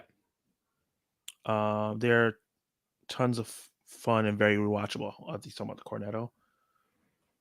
Just good news. Just share this stream on my channel. Thank you, man. Oh, I always thanks, man. appreciate that. You're awesome. The first movie that made me love movies was either Toy Story 3 or Captain America Winter Soldier. Classics. Love both of those films. Toy Story 3 might be the first movie I ever cried in at a theater. Same. Yeah. I know exactly what scene you're talking about. I'm Yep. 100% sure. I definitely cried at that one because I said I couldn't believe they were about to end it like that. I was like, "This is a kids movie." Definitely grew up with Toy Story 1 and 2. So yeah, 3 was Yeah, huge. Winter Soldier was huge for me because it elevated comic book movies to a level where it was like, okay, we can mix this with genres and it can be taken serious like as just a movie. It's not just a comic book movie. I love that movie so much. No, it's so good. Hey guys, sorry I'm late. No problem, man. I'm glad that you Hey, made it. man. Hey, have you guys watched Sean Chandler? Yeah, he's a Yeah, I great love guy. Sean Chandler. His list. That's his thing. He's so good at lists. Ranking, yeah. Yeah, man. What's your favorite movie of the year so far for both of you? Across the Spider-Verse or John Wick Same. Chapter 4. I'm not sure. It's Across the Spider-Verse. It's not. Yeah. Nothing's even touching it. Like my favorite character is Spider-Man. I don't know. I need to watch them both again because I really enjoyed watching John Wick Chapter 4 in the theater. Mm-hmm. But I feel like I could just watch Across the Spider-Verse at any time. Whereas John Wick Chapter 4 may lose a little bit when it's out of the theater. I'm not sure. Yeah. But it's definitely one of those two. Right now, Chapter 4 is the number 11 on my list. Number 11? All right. Yeah. You've seen way more than I have, though. So that's fair. I think I'm thinking at I'm at 45 for the year so far. One of my most underrated of the year is still a Michael J. Fox movie. I need to watch that. It was on Apple service TV. Okay. I'm gonna check that out. My underrated one is probably A Good Person, the Florence Pugh. What's the other actor name? Morgan Freeman film. I heard bad things about it, and then I was like, let me just watch it, and I cried like 3 times. Oh wow, yeah, I hadn't gotten around to that one yet. Yeah, I agree. That's how I felt about Jack and Jill. That movie was boring. I just went to sleep. Oh my god. Yeah, I didn't like Jack and Jill very much either, but it wasn't enough to get me to start YouTube like Jeremy Johns did with Grown Up Sue. It's not Grown Up Sue. I think nowadays though, I'd probably watch Grown Ups 2 over Jack and Jill. I can't do Jack and Jill. Although the Dunkin' Donuts with Al Pacino at the end is legitimately kind of funny. So even certain bad movies still has that one high spot, and that's high spot for that one. Yeah. Have you seen that with T? Oh, I like that channel name. Hi, how you doing, man? I watched this guy. Yeah, I love The Collector. All right, so that means I gotta check him out then. Yes, The Collector's so good. I'm still waiting for number 3. They need to get on it. Do you think TV shows are better or movies? I think TV shows are better. Overall, they're changing for sure. Mm-hmm. I think I enjoy movies more nowadays. I just like a complete story, 2 hours in and out, and Yeah, I don't know. I like dissecting movies more than TV shows, but TV shows Yeah. are getting way more cinematic nowadays. Yeah. Yeah. Especially recently. Yeah. Talking about the blackening. I know. Yeah. I figured it's too much coming out at the same time for the blackening to get talked about. There is way too Um, much. Yeah, it came out against the Flash, which everyone's talking about, and Elemental, which people are not talking about as much, but is more popular than the blackening. People still talking about Cross the Spider Verse. People are still going to see Mario, like Guardians. Guardians. The conversation for that died fast, though. I'm not It's gonna still lie. making money though. It's almost at Yeah, 850 million. deserves it. Oh yeah. Somebody was like, "It's gonna make a billion." I was like, "I know it's not gonna make a billion." No, it's Um, starting to teeter off, teeter but off. it Yeah, did really, really well. yeah, as it should. That's one of the best MCU movies. Yes, he Was was. RGJ and Tropic Thunder? Oh, before Iron Man? When was Tropic Thunder? Tropic. I think he Same year, was same year. Now, what 2008. month Yeah. did it come out? I got you. Because Iron Man was May. Doing a sequel to Tropic Thunder? That sounds like a terrible idea. No, I don't know if they could It do came that. out. You said May. It came out in August. Oh, okay, so it was after. Yeah, a couple months. I talk about the blackening. It was so great. I enjoyed that movie. I'm gonna get my reviews out for those films soon. My schedule's been all over the place. I'm getting a new job, so things have been kind of hectic. Uh, it's definitely the modern scary movie comedy. Yeah, It looked funny. being a terrorist prisoner is very adult. He's talking about Iron Man. Yeah, yeah. No one was checking for Iron Man before the movie. Yeah. Hey, Dirt. Hey. Yay, yay. They really made Cat likable. That's a major feat. Yeah, they really did. Yeah, one of the best characters in the MCU. Hey, have a good night. I'm from, it's late. I just saw your poll, and personally, I'm thinking of reviewing Extraction 2 first. I love to get your insight on it too. I love watching you guys discuss. Thank you, man. I appreciate that so much. Thanks, man. Yeah, I'm gonna have to subscribe to you so I can definitely check out your content as well. I'm always looking for new reviewers. Yeah, I'm not a fan of comics, Steve, but Cap is my favorite in the movies. I agree. No more Hulk movies. I think if the MCU has full control over it, it can be done really well. I don't know if it can be Professor Hulk though. They got to find a way to like revert Get him him. back. Yeah. Yeah. Or have him that he can go to that level, because you also can't have a raging Hulk for 2 hours. Yeah, I guess not. Yeah, they already They could missed the find a way. opportunity for a true Planet Hulk movie, which would make the Planet Hulk movie way better. Yeah, Yeah, but there's so unfortunately. many other great Hulk stories other than Planet Hulk, so let's give it a chance. Out of the Hulk movies we've gotten, I think the Edward Norton one is the best. Yeah, Solo, yeah, definitely better than Ang Lee. Flash was mid. I can't trust your opinion on that, Clay. You rate DC movies really harsh. I thought it was good. I liked it. Yeah, me A too. lot. Flash was terrible. In my opinion, it insulted every bit of my brain. Or I guess we're in the minority, Zach. Yeah, it looks like it. You guys should watch a movie tuber named Cody Leach. I've heard of him. I He was do. my first movie tuber I saw. Is that a guy you've seen before? Yep, I've seen Cody Leach. Yeah, I keep hearing about him, but I've never watched him. He's big. He's like his main thing is horror, so I don't watch him too often. Gotcha. But That's not your thing. The Avengers changed the landscape of movie making. It did, yeah, it did. for the good and the bad. Yeah. All these bad universes trying to build up. You remember the Dark Universe? Oh, the 1 minute they had. Yes. They put out a photo of all their Oh my god. their What an first movie. embarrassment. Yeah. Do Ugh. the first movie and see if it works before you do all that. Yep. It's crazy how much Marvel shaped movies. Yep. From the comedy to the action.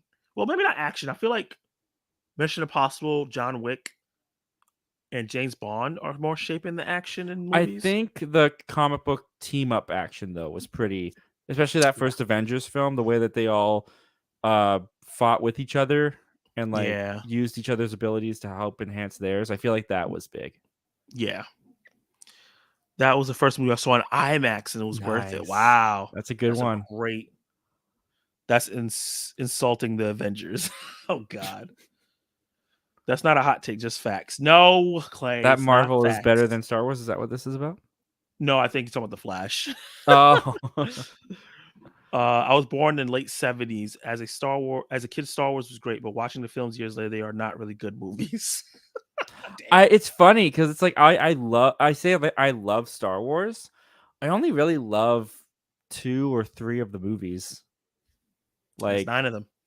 yeah, exactly, right? It's like when you think of it that way, it's like, oh yeah, that's Exactly. interesting. Let's see.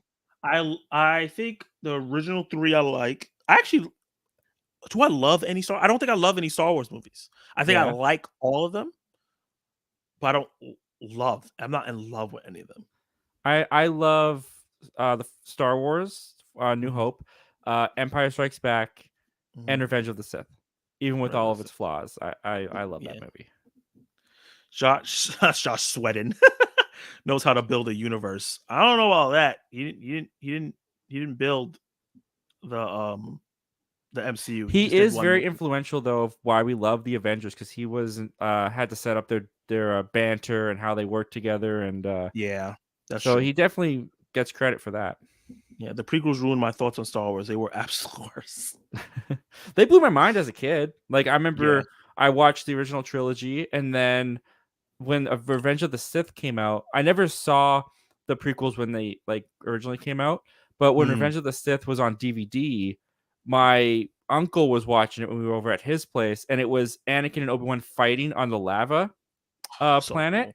and I was like, "What is this?" And they're like, "This is Star Wars," and I was like, "What? This is Star Wars?" And they're like, More Star "Yeah, Wars? that's gonna be Darth Vader," and I was like mind blown of like the effects at the time. It was like, "What? Yeah. That's Yeah. awesome!" Because the effects in the prequel series is better than the original ones. Yeah, So yeah. The Liar changed comedy scene for life. Hot take maybe. Liar is a great film. the Jim I Carrey think Liar Liar. yeah, I think Jim Carrey a lot of his films did that, like the Ace Ventura, Liar Liar, Bruce Yeah, Almighty. I'd say Dumb and Dumber before I'd say Liar Liar. Yeah, I'll give you that too. I do love Liar Liar though. I got called Urkel a lot growing up. Oh man, hopefully in a You good get a lot of way. nicknames, boss baby. Yeah. Oh, I got called it last stream. That's Sad an that Drake inside. Bell is scum of the earth. Oof. We don't have to get He into did that. something? Well, it's basically, I don't know. It's too much to kind of talk about. Um he had an interaction with a fan that ended up being younger before he Mm, knew, and then she took him to court, and the judge said that her claims were like bogus, but Drake still took a plea deal and pled guilty to child endangerment because of his interactions. So mm, people call him like a pedophile and all that stuff. It's not mm. entirely accurate if you really like the It's the court. context. Yeah, the court the trial is on the YouTube to watch. It Yeah. is like 2 hours long. Mm, So it was a lot to comb through and it was a lot to read about, and I personally think it's blown out of proportion, the hate for Drake Bell.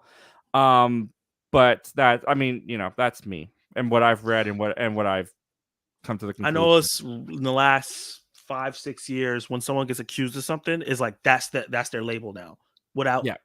context, nuance, or the court coming in. Like with Jonathan Majors, like everybody was ready to like just kick him off a Yeah. cliff so fast, But and it's like the just like girl relax. in the trial, like she changed her story. She said things that didn't line up. Even the judge said like, no, Yeah, like didn't so it's just happen. like But let's let's give people time. Gotham Knights is terrible. Is that the game or the movie? Let me know. Winter Soldier is top 3 MCU movie to me. Definitely top 5 for me. yeah, me too. Winter Soldier was the first MCU I ever watched. What?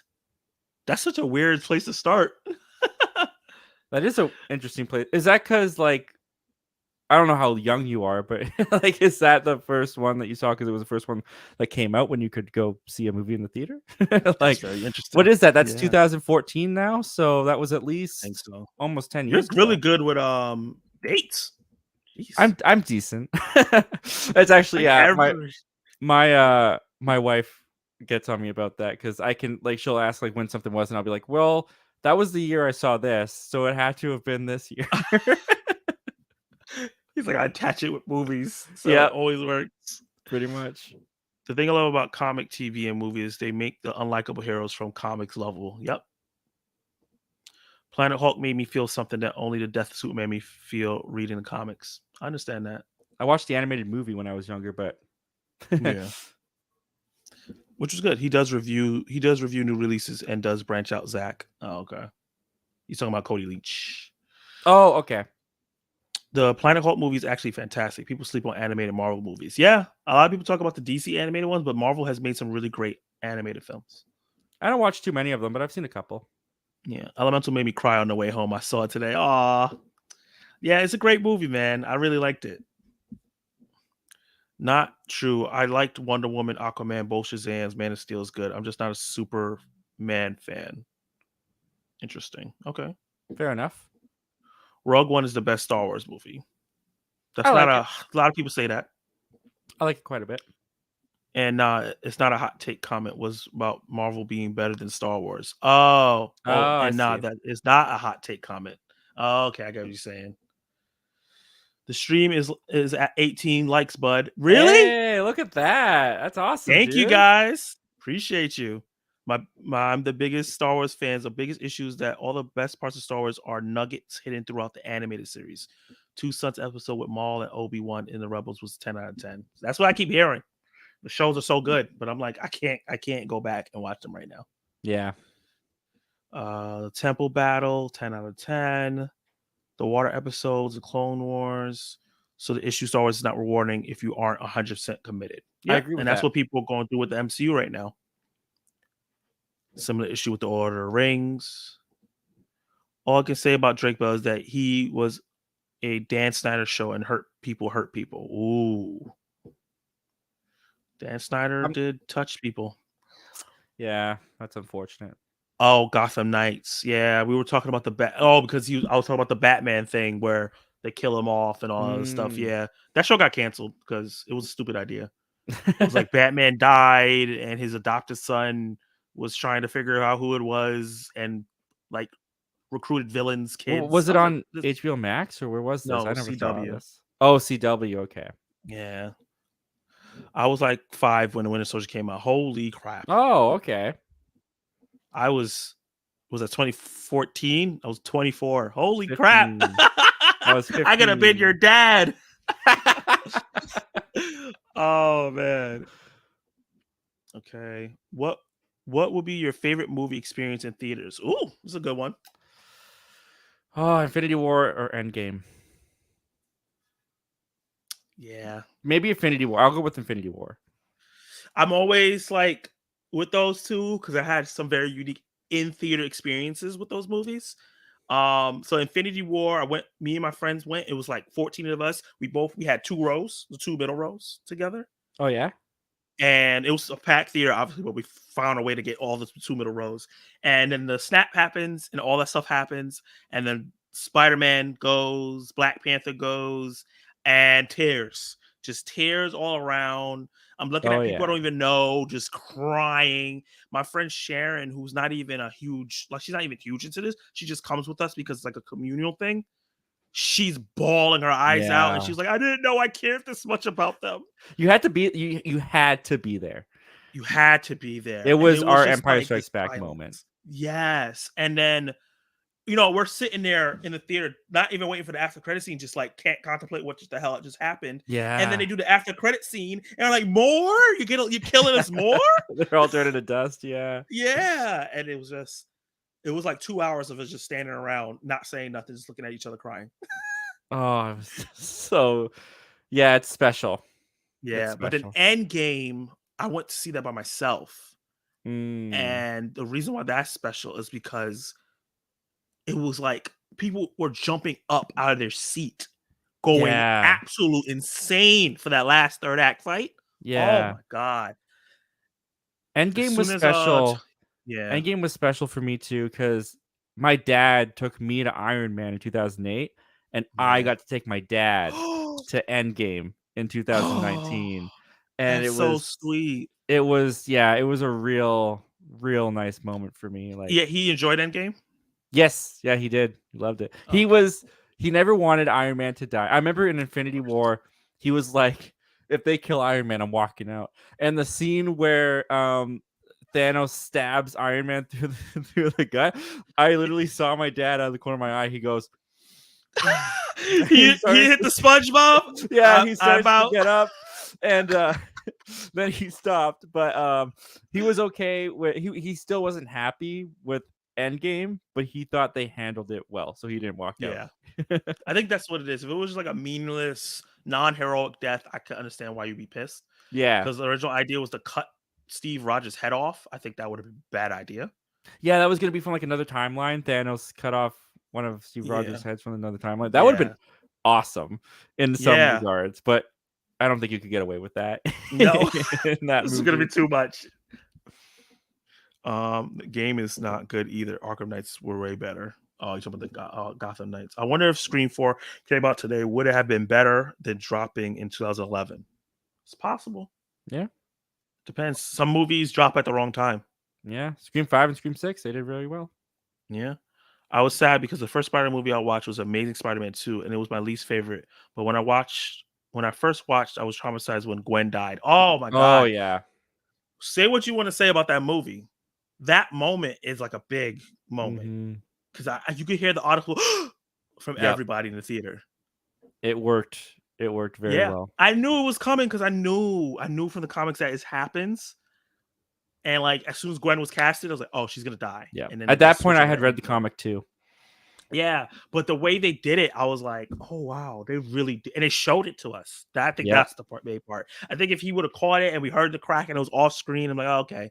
But the fact that we saw her die, it was. I Woo! loved though that in the comic it was a debate of like, did it snap her neck or was she already dead before she before she was thrown off the bridge? But in the Yeah, movie, they were still able to keep that little debate going because it's not entirely clear if she hits her head on the pavement or not. and that kills her. Yeah, Yeah. or it's him doing that and her neck snap. So yeah, Yeah. I like that they were able to still keep that little debate going. here's a big question: what movie do you think was worse CGI, X-Men Origins or Green Lantern? Origins. I haven't I seen think Origins, so I have to take your credit for that. oh dude, the Wolverine claws when he brings those out, it looks like something that you could make on like paint on like the Adobe on the computer. They don't even look like they're attached to his hands. Like Oh, you they can't look do like that. they're two separate it's Entities. so bad. It's so That's bad. that you have to get that at least right. Like, it's Yeah, the no. claws. It's the It's most important bad. part. It's so bad. I watched Endgame in Qatar with about 200 soldiers Oh and wow. airmen in the theater, and the cheers in the theater was so loud. Wow, Wow, that's man. insane. The only CGI worse than Wolverine. Oh God, it's the Flash.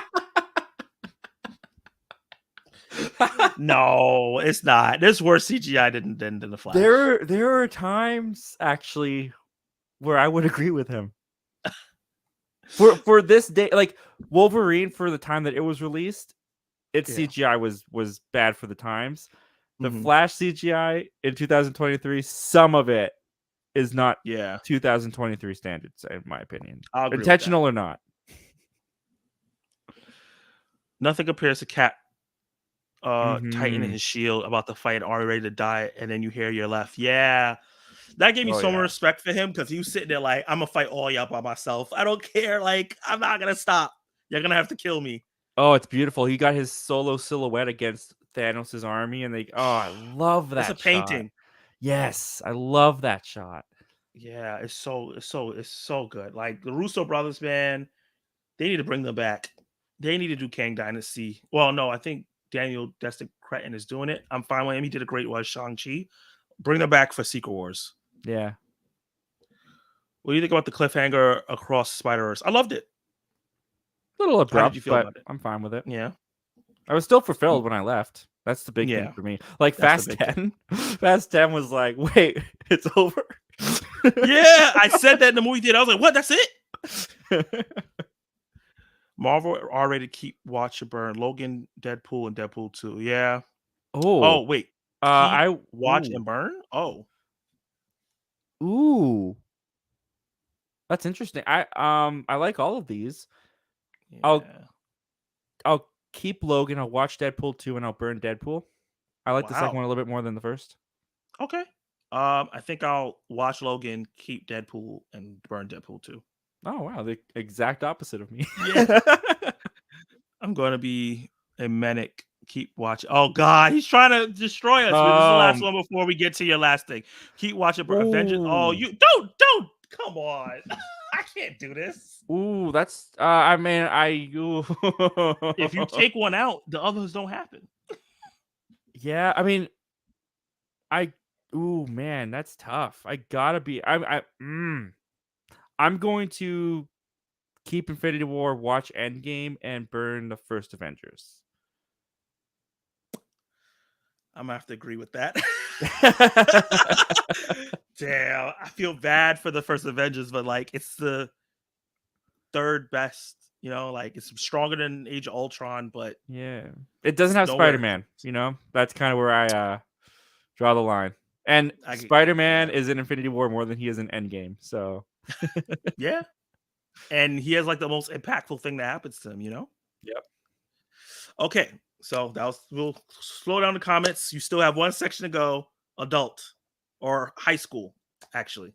Yeah, high school. Okay. Well, this was definitely my peak um cinephile age, I guess you could say. Like this is when I like really started to um invest time and energy into like analyzing movies, Mm, and that became entertainment for me. So like let's see here. What are some big ones? I mean, I watched Indiana Jones when I was younger a little bit, like here and there mm, on TV, but I never like sat down and watched. I mean, Temple of Doom was off limits in my household, so I'd never seen that one. So high school, I started getting into Spielberg. So I watched Indiana mm. Jones. I watched E.T., which I might have watched as a kid, but I really didn't remember it. So I say I watched it for the first time in high school. Yeah, Jaws. Yep, finally watched Jaws and like fell in love with that. That was another movie magic type movie where it was like, yeah, this is the feeling I get when I watch movies as a kid. Like this was so good. The time, like 2 hours, it flew by, and I was always scared to watch that movie because it was a shark that ate people. That's yeah, how it was described to me, and so I was like, I'm never watching that. That sounds horrible. And then I watched it. And it was like the characters. Like the movie had such great characters, and I love the story of the characters. So Jaws became a big one for me. Um, and then continuing with Steven Spielberg, Catch Me If You Can became one that was really big for me, love that movie. and what's some other ones? Well, I mean, like also I watched the more like I would look for the IMDb like top 200 or whatever, and Mm, I would watch like Gladiator. I remember watching for the first time in high school and getting into like yeah, Ridley Scott. That eventually became Aliens. I would watch yeah, those. That's when I saw Terminator. So I just started really getting into like the classic kind of movies around this time. This was when I was really building my cinephile profile. yeah, Um, the most was high school, and yeah, I discovered some really, really great stuff through it. And this was also like the reins were kind of like mine, like my parents, as I mentioned before, started to care less about what I watched because I was getting older and I was being able to make my decisions a little bit more on my own. So and they they didn't trusted really, you. yeah, absolutely. So yeah, there was definitely I definitely set up like boundaries for myself, like as a Christian, like if it had like female nudity, I wasn't watch that. I just like personal beliefs and stuff like that. So Yeah, there's definitely movies that I haven't seen that I won't watch because I'll check the IMDb parents guide and see what's in there yeah, sometimes. And not all the time. Like I watched Titanic because Titanic was awesome. A yeah. And little that's bit of done a little, I guess, more tastefully. yeah, yeah, and it was, man, it was mind-blowing what they were able to do, like, what, James Cameron did, especially when the ship's, like, sinking and it's breaking apart and everything, I like, need to see oh, it that was movie. I've never seen Titanic. you've never seen Titanic? Oh, No, I've dude, seen clips. but I've never It watched it. is. Yeah, it's like it deserves its title of It's what is it praise. now, like the fourth highest grossing movie of all time. It Oh, it's was up there. great. Yeah. And that's also high school is also where I found love for older films. Mm. Like I really got into Alfred Hitchcock in high school, like watching Mm. Psycho. Strangers on a Train is one that's very underrated of his, I think. Yeah. North is it North by Northwest? I think it is. That one was Yeah. really intriguing to me. And and then I started going into like 50s B movies, like what were these movies like? What was this era of movies like? And it was also when I started listening to commentaries on movies as well, like Mm. podcast and like Jeremy Johns and Chris Duckman, like they were very like fast, quick movie reviews. I started to get into ones that like dove really deep and like well Mm. like an hour and a half long podcast that I would listen to and stuff. So yeah, Yeah. high school was kind of where my cinephile brain really started to come out. That's amazing, man. And it's funny. It's just like you remember at the time you're not like delving into new movies. You're delving into older films, Yep, and going to the and movies like every weekend. Well, oh yeah, when I could. when you could. Okay. Out of those films, what would you say is the most important one Probably that affects you? Jaws. Jaws. Yeah. Yeah, because Jaws was kind of like it was two things for me. Jaws was um like just like masterful filmmaking, of Mm. course, and Jaws is also kind of where I fell in love with behind the scenes. Because, well, Mm. I'd watched behind the scenes stuff on DVDs with my family. My mom always loved the behind the scenes. Like as soon as the movie Gag was reels. over, oh no, like how they made it. Like as soon as the movie Oh. was Okay. over, she'd be like, "How did they do that? Go to the special features and see if you can find it." And we'd like the first one I remember is Stuart Little 2. Was Oh. we were watching Stuart Little 2, and it's that end scene where Stuart Little is flying into the Falcon with the plane and they're like, how'd they do that? And there was a special feature on the DVD that explained like how they computer Mm. graphic made it look like Stuart Little was flying into the Hawk. And then my dad got into this debate of like he's off, uh he's not going straight into the Falcon. He claimed that they placed him wrong, so he actually would have gone past the Falcon. And I remember my dad like like dissecting the behind the scenes of like, Oh, no, if Stuart you look Little. here, he's gonna go straight over the Falcon. So like I remember Stuart Little too. That's a little bit of a tangent. Was the first time like special features and behind the scenes of movies was kind of introduced. But Jaws had such a fascinating story behind all the problems of it, and there's tons of documentaries on it. And so I watched like everything there was to watch on the behind the scenes of Jaws and the making of the movie and all that kind of stuff, and really fell in love with that aspect. And I always liked um the idea of movies being bunch of different people coming together to create some guy's vision in his head and put it on the screen for all of us to see. That was something I always found really cool about movies, is Yeah. that someone at one point thought of that and was like, I want to bring that out of my mind and project it so that everyone can see what I was thinking about. And that was something I always thought was really cool. So I And get a always bunch of like like-minded people to also help me do it. yes, and it was always about like the community of people coming together to make this happen, and I always thought that was beautiful. People working together to accomplish a goal. I always liked that, but yeah, Jaws was when I really started to like dive into like listening to movie commentaries from the directors on the Blu-rays to get more because they'll talk more insights than if they just have to sit down for a 15-minute interview that they didn't have to cut into like 5 minutes to spread throughout the special features. Mm. So I got into director commentaries on the Blu-ray. I got into buying Blu-rays. Jaws was the first Blu-ray I ever bought. Oh, wow. Because I felt that kind of old school feeling of a kid as I have to own this, and it was like Yeah. $8. And I was also watching a lot of Flick Pick, John Flickinger at that time, and he Okay. did the Flick trips where he'd go out and buy Blu-rays, and it was just kind of like I was living through him of this freedom Mm. of going out to buy Blu-rays and just like having that freedom. And then when I got a little bit of money on my own, I was able to do that on my own by myself. So I got Jaws was the first one I ever bought for like $8 at Walmart, and then I just like kept buying and buying and buying. And if I heard a movie was good and I found it on Blu-ray, I'd buy it, go home and watch it. And yeah, I discovered a lot of movies that way too. It was kind of like kind of thinking about it and talking about it. It's kind of like when I would go to Blockbuster as a kid and my parents would let me like roam the aisles and I just found something that was like looked cool and The invent it cover. and bring it home Oh to man. watch it, and that's how I discovered it. It kind of brought that feeling back of like being at a Yeah. pawn shop or a thrift store and being like, "Oh, cool! Like Terminator 2. I heard this was really, really good." And buying it and bringing it home. Yeah. Yeah. So I that miss those was high school. sometimes, being able to look at a cover, think it looks cool, don't know nothing about it, and just pick it up. Yep. Absolutely. And sometimes the cover was misleading because they put a lot of Oh. effort into the artwork and the Oh my production of the movie god. did not have it. They get Van Gogh to paint it, but it's made by like Stink Miner. Yeah. Oh my god. Exactly. Oh yeah, that's all amazing. Um, the love of movies and cinema for me personally came late.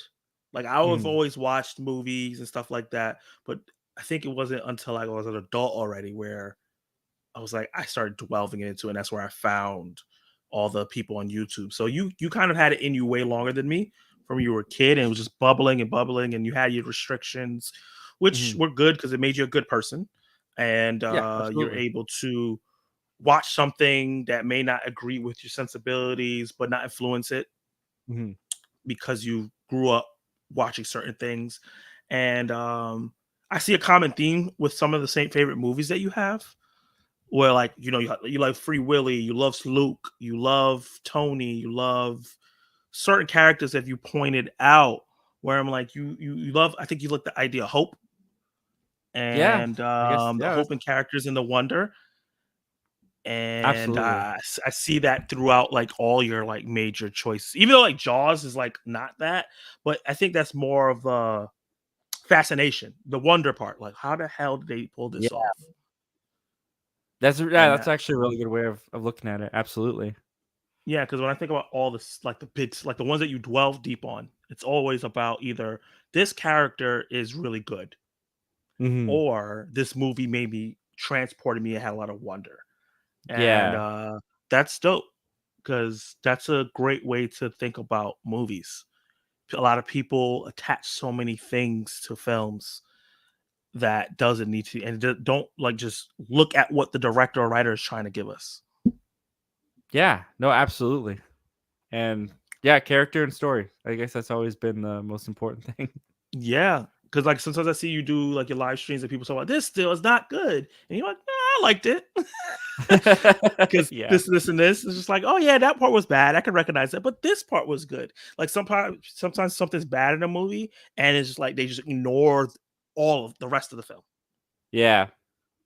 And I relate to you because I can see what's bad, but I'm like, I like this part a lot, and it overpowered that bad for me. Yeah, I think I'm always rooting for the movies, if that makes Me too. sense. Like, Yeah. I don't know, I think, like, I do think about the humans behind it, and I do Hmm. think, like, I mean, I can be harsh on movies sometimes too. Like, definitely there's Some deserve things. it. Yeah, some deserve it, but like, for the most part, it's people, actors who have always dreamed of being actors, and like I wanted to be an actor when I was younger because of the movies and TV. Like I like it was my that was my big dream as a kid. So it's like people who are in the movies, like at one point they had that dream and they're living it, and people who are Yeah. directing and people who are gripping and people who are just setting up the lights, like working on and doing the visual effects. Like these are people that I've always dreamed of doing what they're doing. So when Yeah. it doesn't turn out great, I feel a little bad for them because like the thing about a bad movie that has always kind of terrified me about making a bad movie is that once it's out there and it's bad, like it's on you forever. Like Mhm. Joel Schumacher with Batman and Robin, right? Yeah. Like the guy's passed, like may he rest, but we're still talking about how bad Batman and Robin is, right? And Yeah. he's forever attached to that. That's his And that legacy. yeah, and like that like not necessarily for everybody his legacy, but I guess like in our Yeah. comic book geekdom, it kind Yeah. of is. And I don't know, it's just like stuff like that kind of makes me like feel bad for these people that like set out to do their dream and actually had the guts to put in the work Yeah. and accomplish like I like that's the thing is I never want to come across as someone who feels like I could do it better or I'm above the movie. Because Yeah. I've never been on a Hollywood set. I've never stepped out to try and make a Hollywood movie, or even like taking the steps to try and accomplish a goal like that. So I do try to be a little bit more positive with things with when talking about movies. But yeah, some of them were just bad. And I think you sometimes articulated something in my yeah. head that I had a feeling and I didn't know how to put the words. Like, because people always say, "You're so positive on everything. You never see the bad." I'm like, I literally have a section in my review called "The Bad." Yeah. I don't think you're actually watching my full review, and based on my retention, you're not. Oh, retention can be a brutal thing to look at. Oh, it kills me every Yeah, day. 100 views. Oh, they Oh, did not stick around for very long. oh my god. It's so great to talk to another YouTuber about that sometimes. 'Cause I'm just like, yeah, it's getting higher than I usually do. And I'm like, oh, 59 seconds. Yep. That's Oh, not great. the arrow's pointing down. That's not what we Y- want to see. Yeah, why is it gray? I need it Rank to 10 be out of either 10. see through or, or green. Yeah. Yeah, I think thinking about the human aspect of it, all the people that made it, like the directors and the actors get a lot of the credit. But there's so many other people that worked on the movie. Like, so I remember somebody said every time a movie's made is magic, even if it's bad, Hmm. because so many things can go wrong. Oh, yeah. Absolutely. And so even like when a movie's bad, unless it's like insulting or like problematic, I don't let it hurt me. Like, I feel like some people make bad movies hurt them, so it's like their destiny or their drive to just dog it and talk about it and trash it all the Yeah. time. Like, sometimes I jump into people live streams and they're just trashing certain movies, and I'm just like, "Bro, like, the movie didn't do nothing to you. It didn't kiss your mama and slap your sister. It was just bad. There's so Yeah. many other good movies. Move on and watch those." Yeah, pretty And on the much. flip side of that is like if you like a movie and someone doesn't, it's okay as well. Oh yeah, I think not the dumbest, but one of the dumbest things we can do as humans is get mad at someone because they didn't like what we liked, or vice versa. I I Yeah. I mean, like, I'm not gonna sit here and be a saint and act like I've never done that. Like, of course I have, and of course I've trashed on a movie and made fun of it or whatever. Like, totally guilty of that.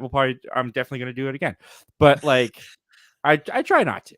That's the Yeah. big thing, right? It's like try not to. And if someone likes something that you didn't like, or they didn't like what you liked, yeah, sometimes it's a bummer because you want to have like that uh conversation of like love or I guess dislike with someone, but it Yeah. ultimately doesn't affect your day or Yeah. affect your Or your life opinion on the film.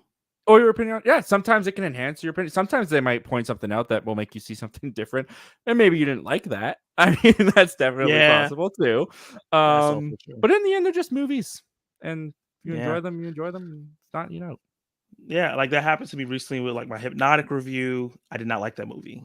And like I got a bunch of like, you don't know what you're talking about. I'm like, it's okay that you liked it. I just Yeah. did it. And then with Indiana Jones, it's like, oh, I like this. I just didn't love it. And it's just like, you don't have the right taste to be reviewing movies. It's just like, dude, did you watch my whole review? No? Okay, whatever. I can't argue with you. I was very Like, surprised that you'd never seen the melting faces I scene. know I saw you saw that, and I was like, yeah, no, never heard about it, never seen it. That was that's awesome that you got to experience that without any Yeah. knowledge of that. I was like, what is happening? I was like, Jesus Christ, these Yeah, it's a practical effects famous are scene. amazing. Oh man. But yeah, let me see what these comments got and probably let you go because I know it's probably late. Oh, not as late for Uh, you, man. yeah, it's Thank always you for late for staying up me. this late. It's It's only always 8:30 late for here. me. I'm going to be manic. We said, oh, we already did that. If they do Secret Wars, everyone will go crazy. Yeah, I think Well, they they'll do are. an amazing job. Oh, you mean the Russo brothers? Oh, I see what you're saying. Yeah, Okay. let me sub. Have you seen the T? He has all the right takes. That's how you feel, Clay. Always coming at me with my takes. You congratulating other people. Have you seen Terrible him with friend. T? Is great. He's a young, like, up and coming channel like we are, and Yeah, yeah, definitely go check him out. I've been watching his stuff for a little bit now. yeah. I'm gonna have to sub to all these people. and check them out, man.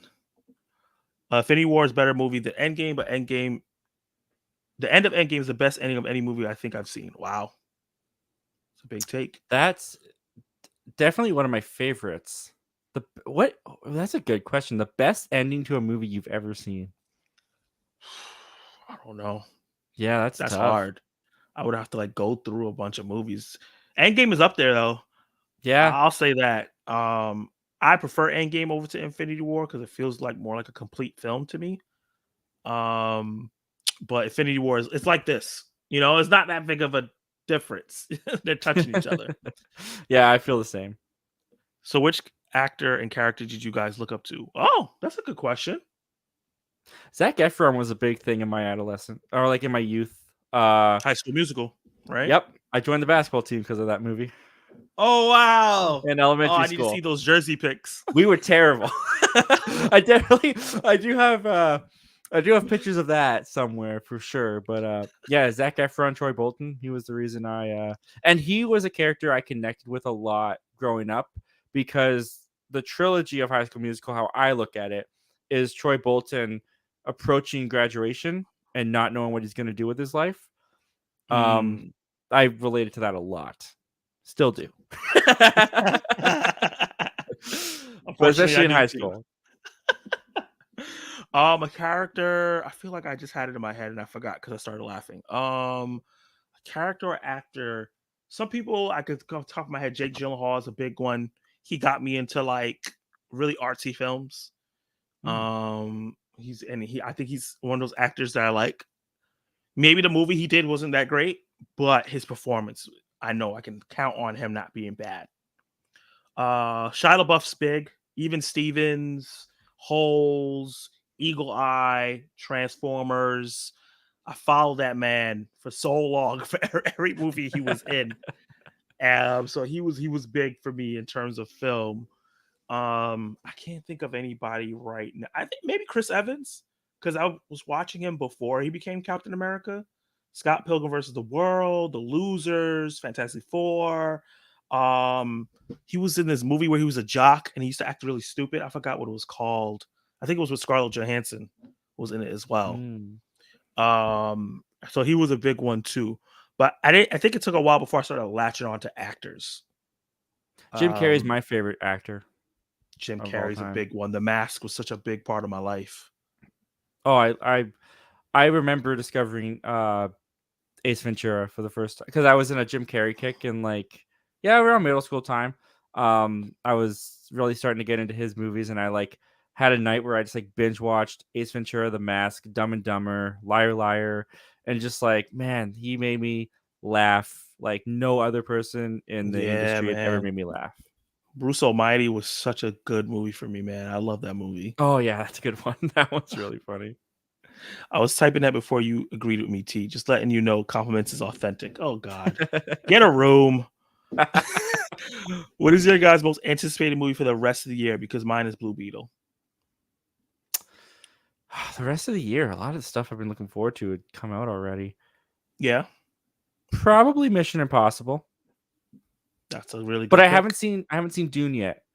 So it might be Dune Part 2 once I watch Dune, but I haven't Oh, you seen haven't the seen the first first one two. yet. Yeah, I Okay. haven't seen that one yet. So I'm I'm waiting. very curious about your feelings on that because that's what inspired Star Wars. Yeah.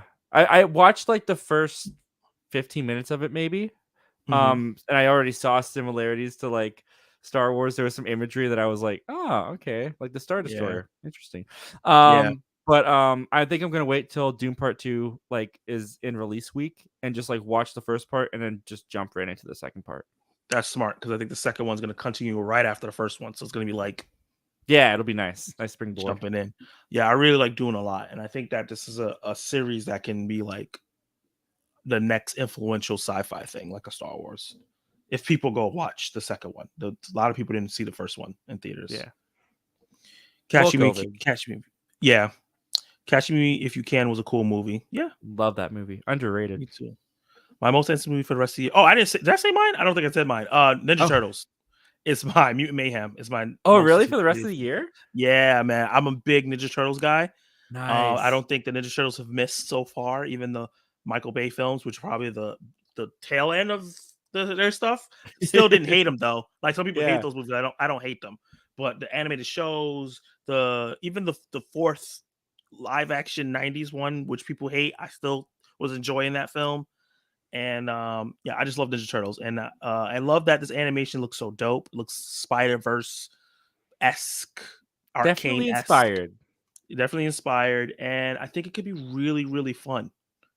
I'm looking forward to it. Yeah. The color purple. Wow, I've never seen the original Me neither. because I got to a point where I was tired of slave movies. Um, Mm. I'm on a thing where I kind of don't want to watch slave or segregation movies anymore. They're hard. They're hard to They're hard. watch. They're really hard to watch. There was a show on Amazon Prime called Underground that everyone was talking about, and it was winning awards. And I tried to watch it, and I watched the first 15 minutes, and I had to turn it off because it was what was happening was too much. Yeah. Yeah. Oh, by the way, Zach, I got sub. Thanks, Preston. I appreciate you. And yeah, I did. Yeah, Preston. What's your top got ever? Dude. Um, I do have like Back to the Future in no particular order. I'll just say Back to the Future, Jaws, Empire Strikes Back, Jurassic Park, and Psycho. Hmm.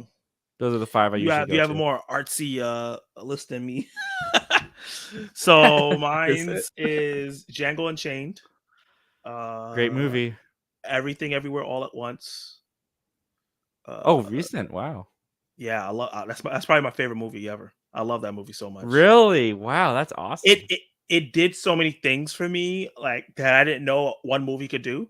Like, it hit points where, like, "Oh, I get that from this movie. I get that from this movie. I get that from," and it was like, "Oh, shoot, everything is in here, and it's cohesive." Nice. Get Out, is a big, big thing for me. Very good. So that's 3. It's a lot more recent films. The Ninja Turtles film, the first one, and it used to be Into Spider-Verse, but I think it might be Across the Spider-Verse now. I Yeah. think it might have replaced it. So those are Nice. my 5 right now.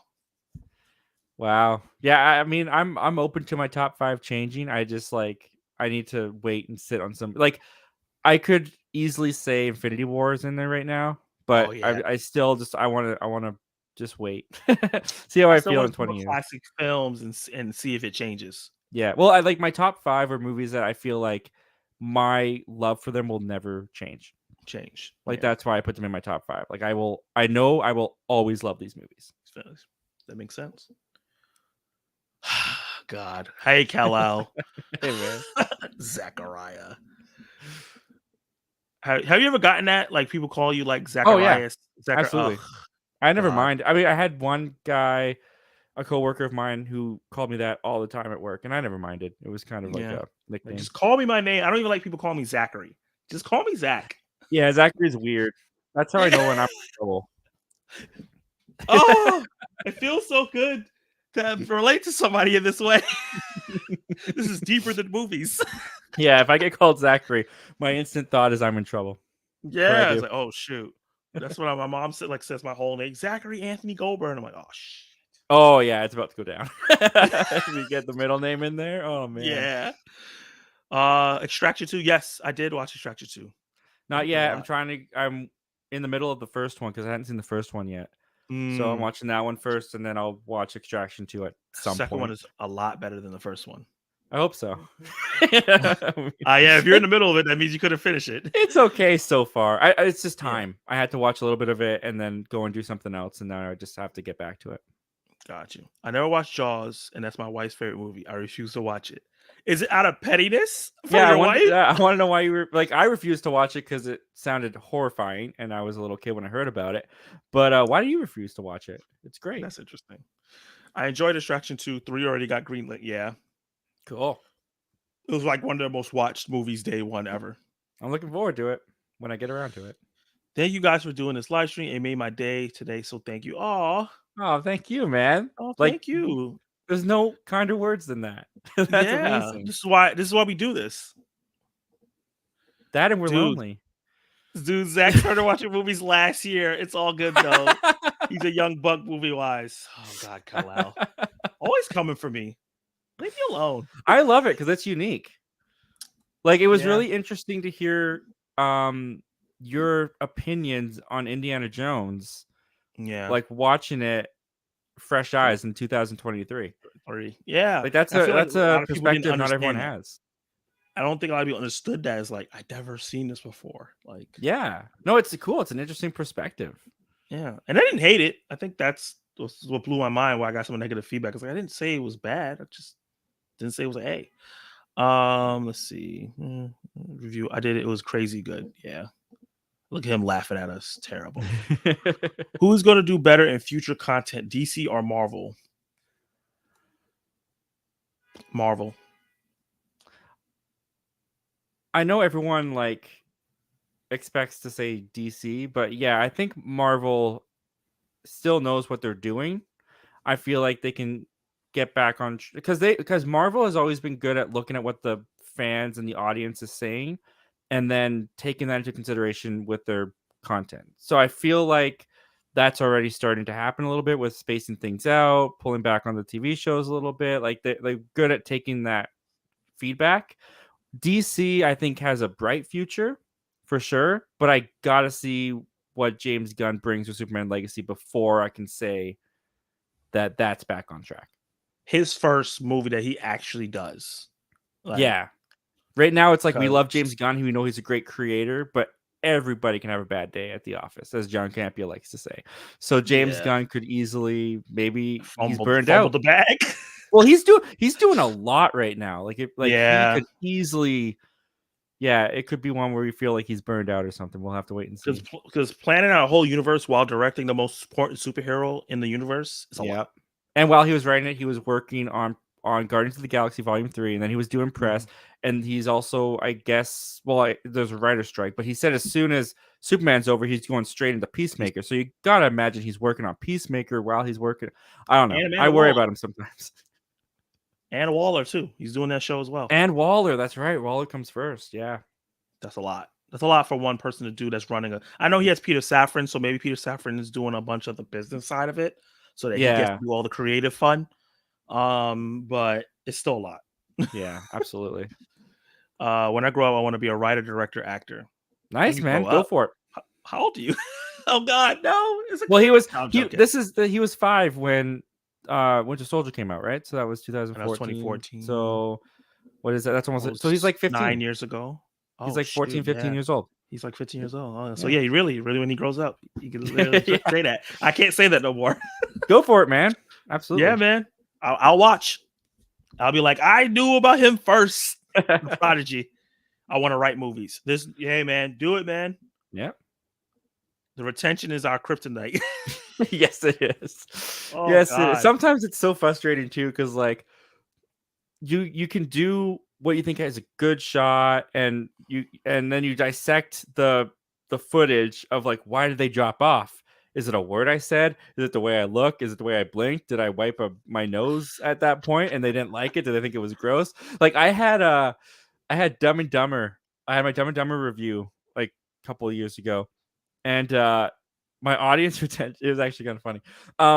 I talked about Jeff Daniels' character putting the carrot on the snowman, and I said Harry takes the carrot and he thinks that it's a penis for the snowman.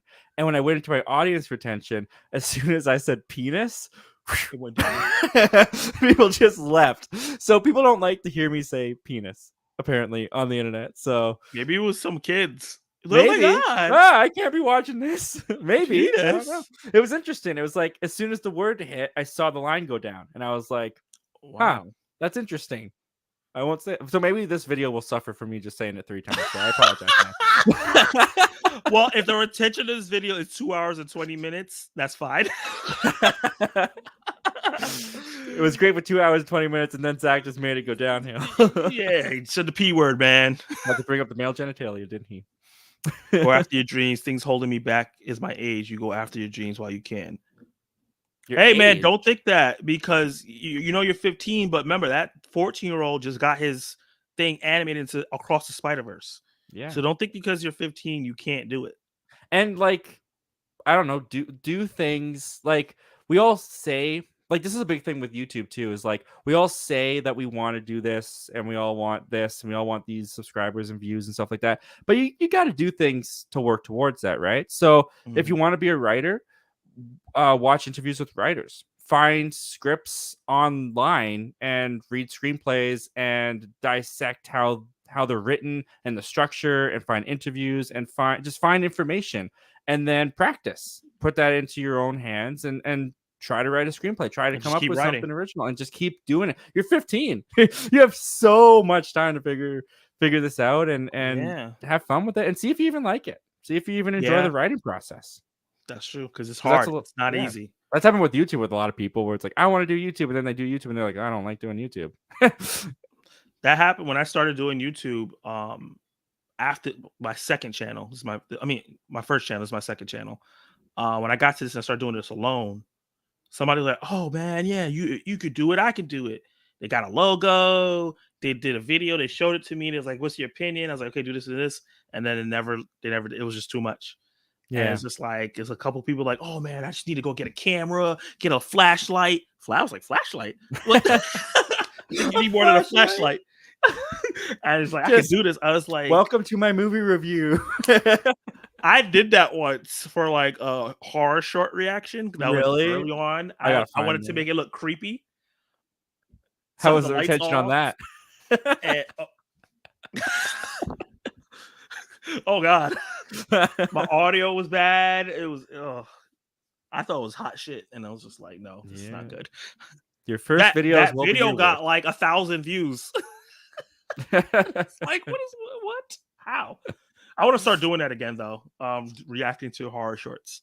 Absolutely, I'm looking dude. into how to do that. It looks fun. Get in my belly. I haven't heard Oh, about that man. in so long. Austin Powers. Those movies are Hey, fat bastard. hilarious.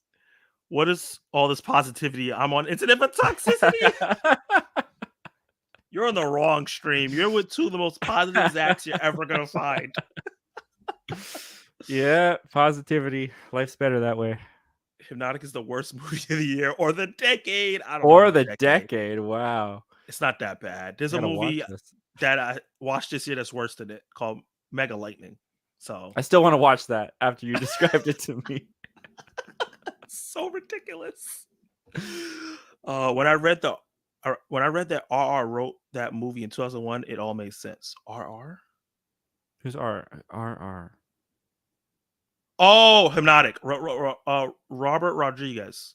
Oh, He wrote Hypnotic in 2000. Yeah, he's been trying for a long time to get that movie off the ground. congrats, bud. Yeah, he did it. E for effort. The reason I want to be in the movies is like what Robin Williams said. I want Oh. let people be happier without me. Aw, that's so sweet. Yeah. I want to let people have. Oh man, that's nice. That's just such sweet people, man. What TV show would you like to become a movie? Oh, now we got the reverse. Oh man. I always thought that Drake and Josh Oh, could really? translate into a really great road trip movie. Yeah, I think that pitch. would be a lot of fun. Kind of like Dumb and That's a Dumber, good but for the pitch. modern age. Yeah. A TV show into a movie. What's a TV show that didn't have enough content that should have been a movie? Not enough content. That could have been a movie. I feel like Hawkeye would have been a better movie than show.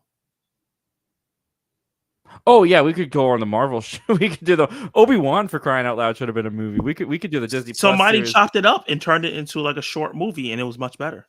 Yeah, I gotta watch that. I heard it was great. The short, yeah, it cuts out Yeah. so much of the silliness and gets straight to the gist of it. Um, yeah, I think Hawkeye would have been better as a movie, if instead of a show. Further down from that, I'm trying to think of like something older. I don't know because there's so many. I can't think of any shows that would have been better. Would like because he's saying, oh, would like to become not better, but just become a movie. Oh, there's this anime called Blue Exorcist. I thought with the right the animation is gorgeous. I think with the right budget, it could have been amazing as a movie. It's basically about Nice. this guy who's Christian, and he lives with his past, and he always feels different. And then he finds out that he's actually the son of the devil. Oh.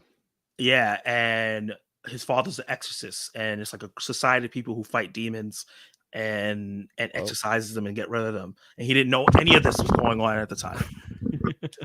And I think that's a great concept for a movie. Wow, sounds wild. Yeah, John Wick series is unmatched.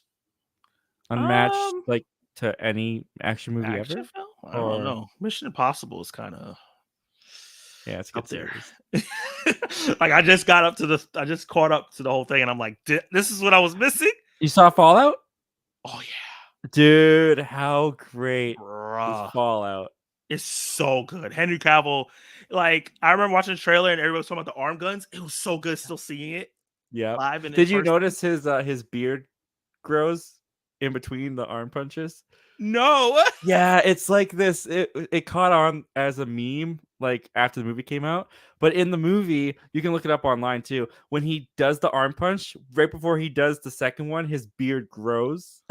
He gets like Oh, so more I guess facial they hair. had to like stop it and then Yeah. So it's like a little bit of stubble, then he gets a little bit more. It's actually really funny. that is hilarious. I wish there was a channel that pointed out stuff like that all the time. Because I'm pretty sure it happens all the time. Yeah, I'm sure there's a channel out there. Yeah. Yeah, but Fallout was so good. Rebecca Ferguson is Mhm. great. Um, what's the guy named that from Shaun of the Dead? Simon Pegg? Simon Pegg, he's great. He's great comedic effect. Ving Rhames is great. Like it's just so good. They bring back the wife. I was like, oh, it just made Yeah. watching all the past movies worth it. It was so good. Oh man. Love that one. Saw one when Jigsaw stood up is one of my. Oh my god! Have you? Oh, Never have you seen seen it. Saw? Nope, never seen No. it. It's like You, I don't like torture. okay. That's hard for me. Like even if it's like I don't know, justified in the movie, I guess you can say. That's just Yeah. hard for me to watch. I just don't like So you're not those. gonna watch it, so I can spoil it for you. Yeah. Have you heard about that? Like the ending? I know that at the end the guy stands up and slams the door shut, but I didn't know who it was.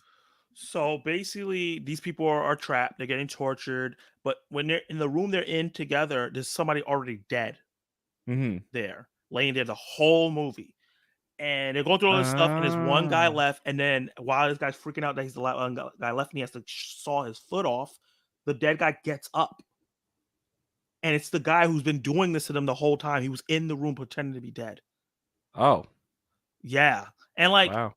saying it out loud, it sounds stupid, but Impressive. when you watch it in the context of the movie, it's like He never once mind had to blowing. scratch his nose or anything. He was He was just well, even if he did, like how freaking out they were, they Yeah, they they wouldn't have didn't noticed.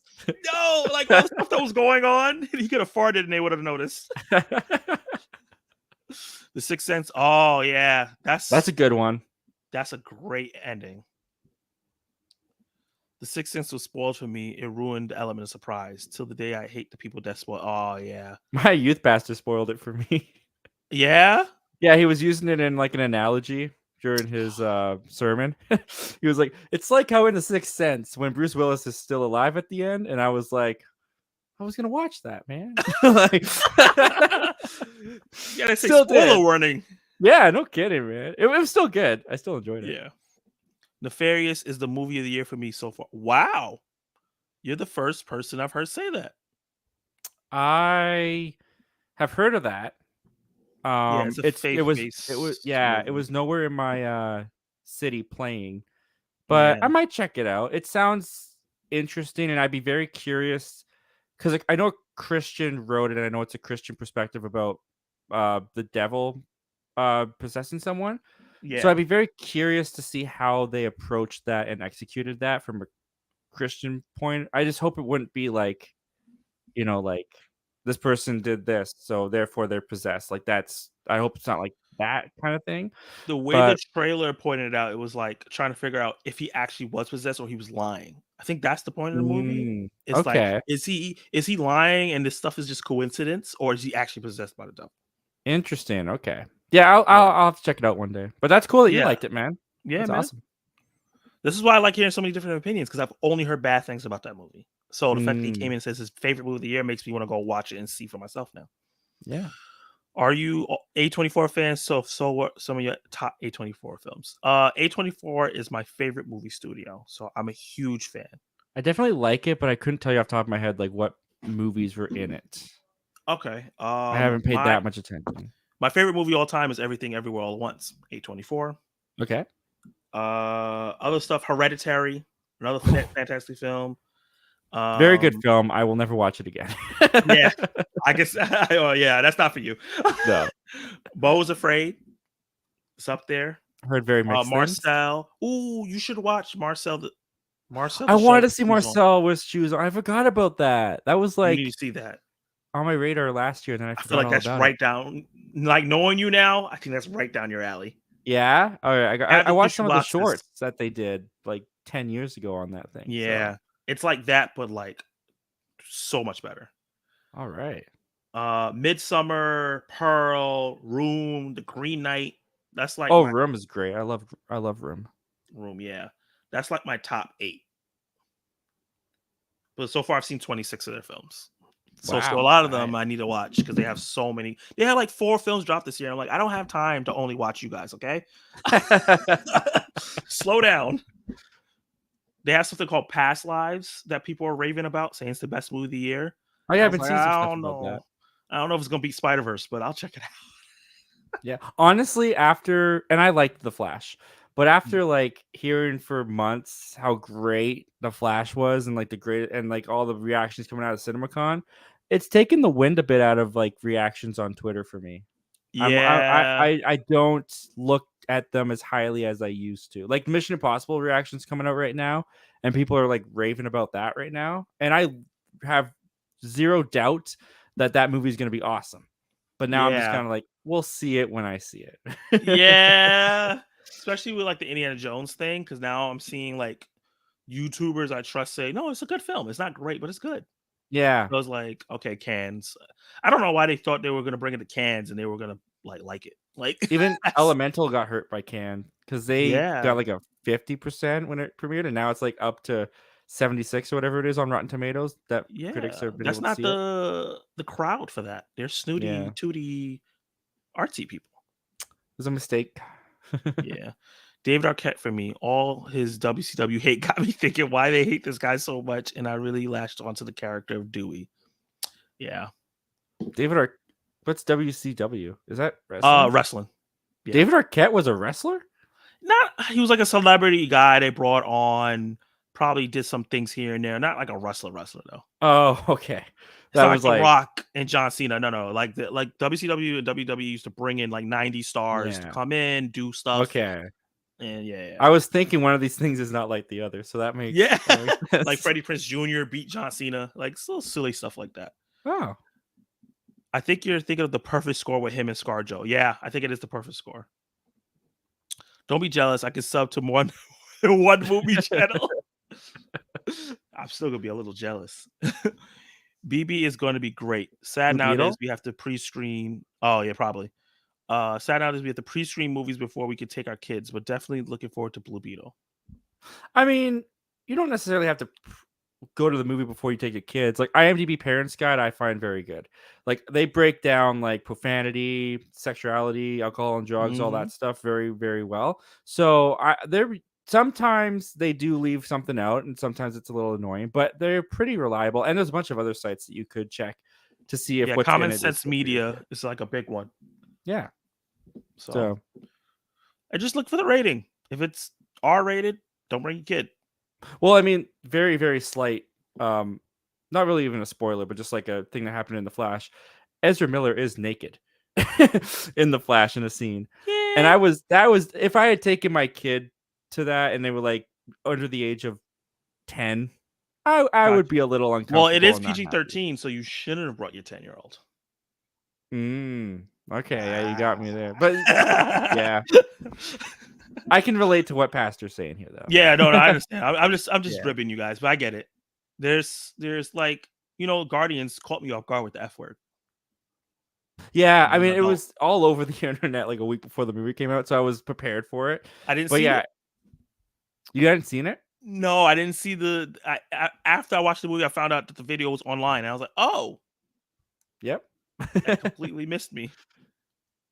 I'm super hyped for Blue Beetle. I'm trepid with Blue Beetle, Yeah, I think it will be good at least, but I'm hoping that it delivers. and I'm a diehard Dune fan because my grandfather got me hooked into the whole story. Oh, that's great. Oh, that's awesome. Agree on turtles. Love some turtles. The Ferris coming to Blu-ray in August, so going to do a rewatch and full breakdown video on that. Okay, I have to go back and start Nice. subscribing to a bunch of you guys. Dave, honestly, I don't know because my most recent movies already came out. The rest are let's see how they go. That's fair. Kind of. That's kind of how like after Mission. Well, I mean, like there's still Oppenheimer. I'm looking forward to that. Um, Um, Barbie first for me. I'm very curious about Barbie. I may end up seeing that first just because I think I'll do Thursday night Barbie and then Friday Right. Oppenheimer because Oppen. Oppenheimer's like 3 hours long, and I have to work the next day on Friday. Friday. So I might wait Yeah. until there's a weekend and I have a day off to sleep after getting out of the theater at like 1 in the morning. Oh, I hope Um, it's engaging enough to keep my attention for 3 hours. I really hope so. Me too. Me too. It looks great. It looks really Yeah. good. Turtles would be great, but I'm very worried about because of the directing team. Love them too much to see them get disrespected. Who's directing it? I haven't even looked at that. Mutant Mayhem. Mutant. Because I know Seth Oh, Rogen's a producer. yeah, and voicing Jeff Rowe and Kyler Spears. Never heard of them. Well, they did Mitchell's and the Machines. That's a great film. Oh, okay. That makes sense. That's a very similar style. That makes sense. And they did Gravity Falls, which is a show people like. Oh, I remember Gravity Falls. My brother loved that show. Yeah. The other guy, I don't know about the stuff he's done. But the Jeff Rowe has done some good stuff. Cool.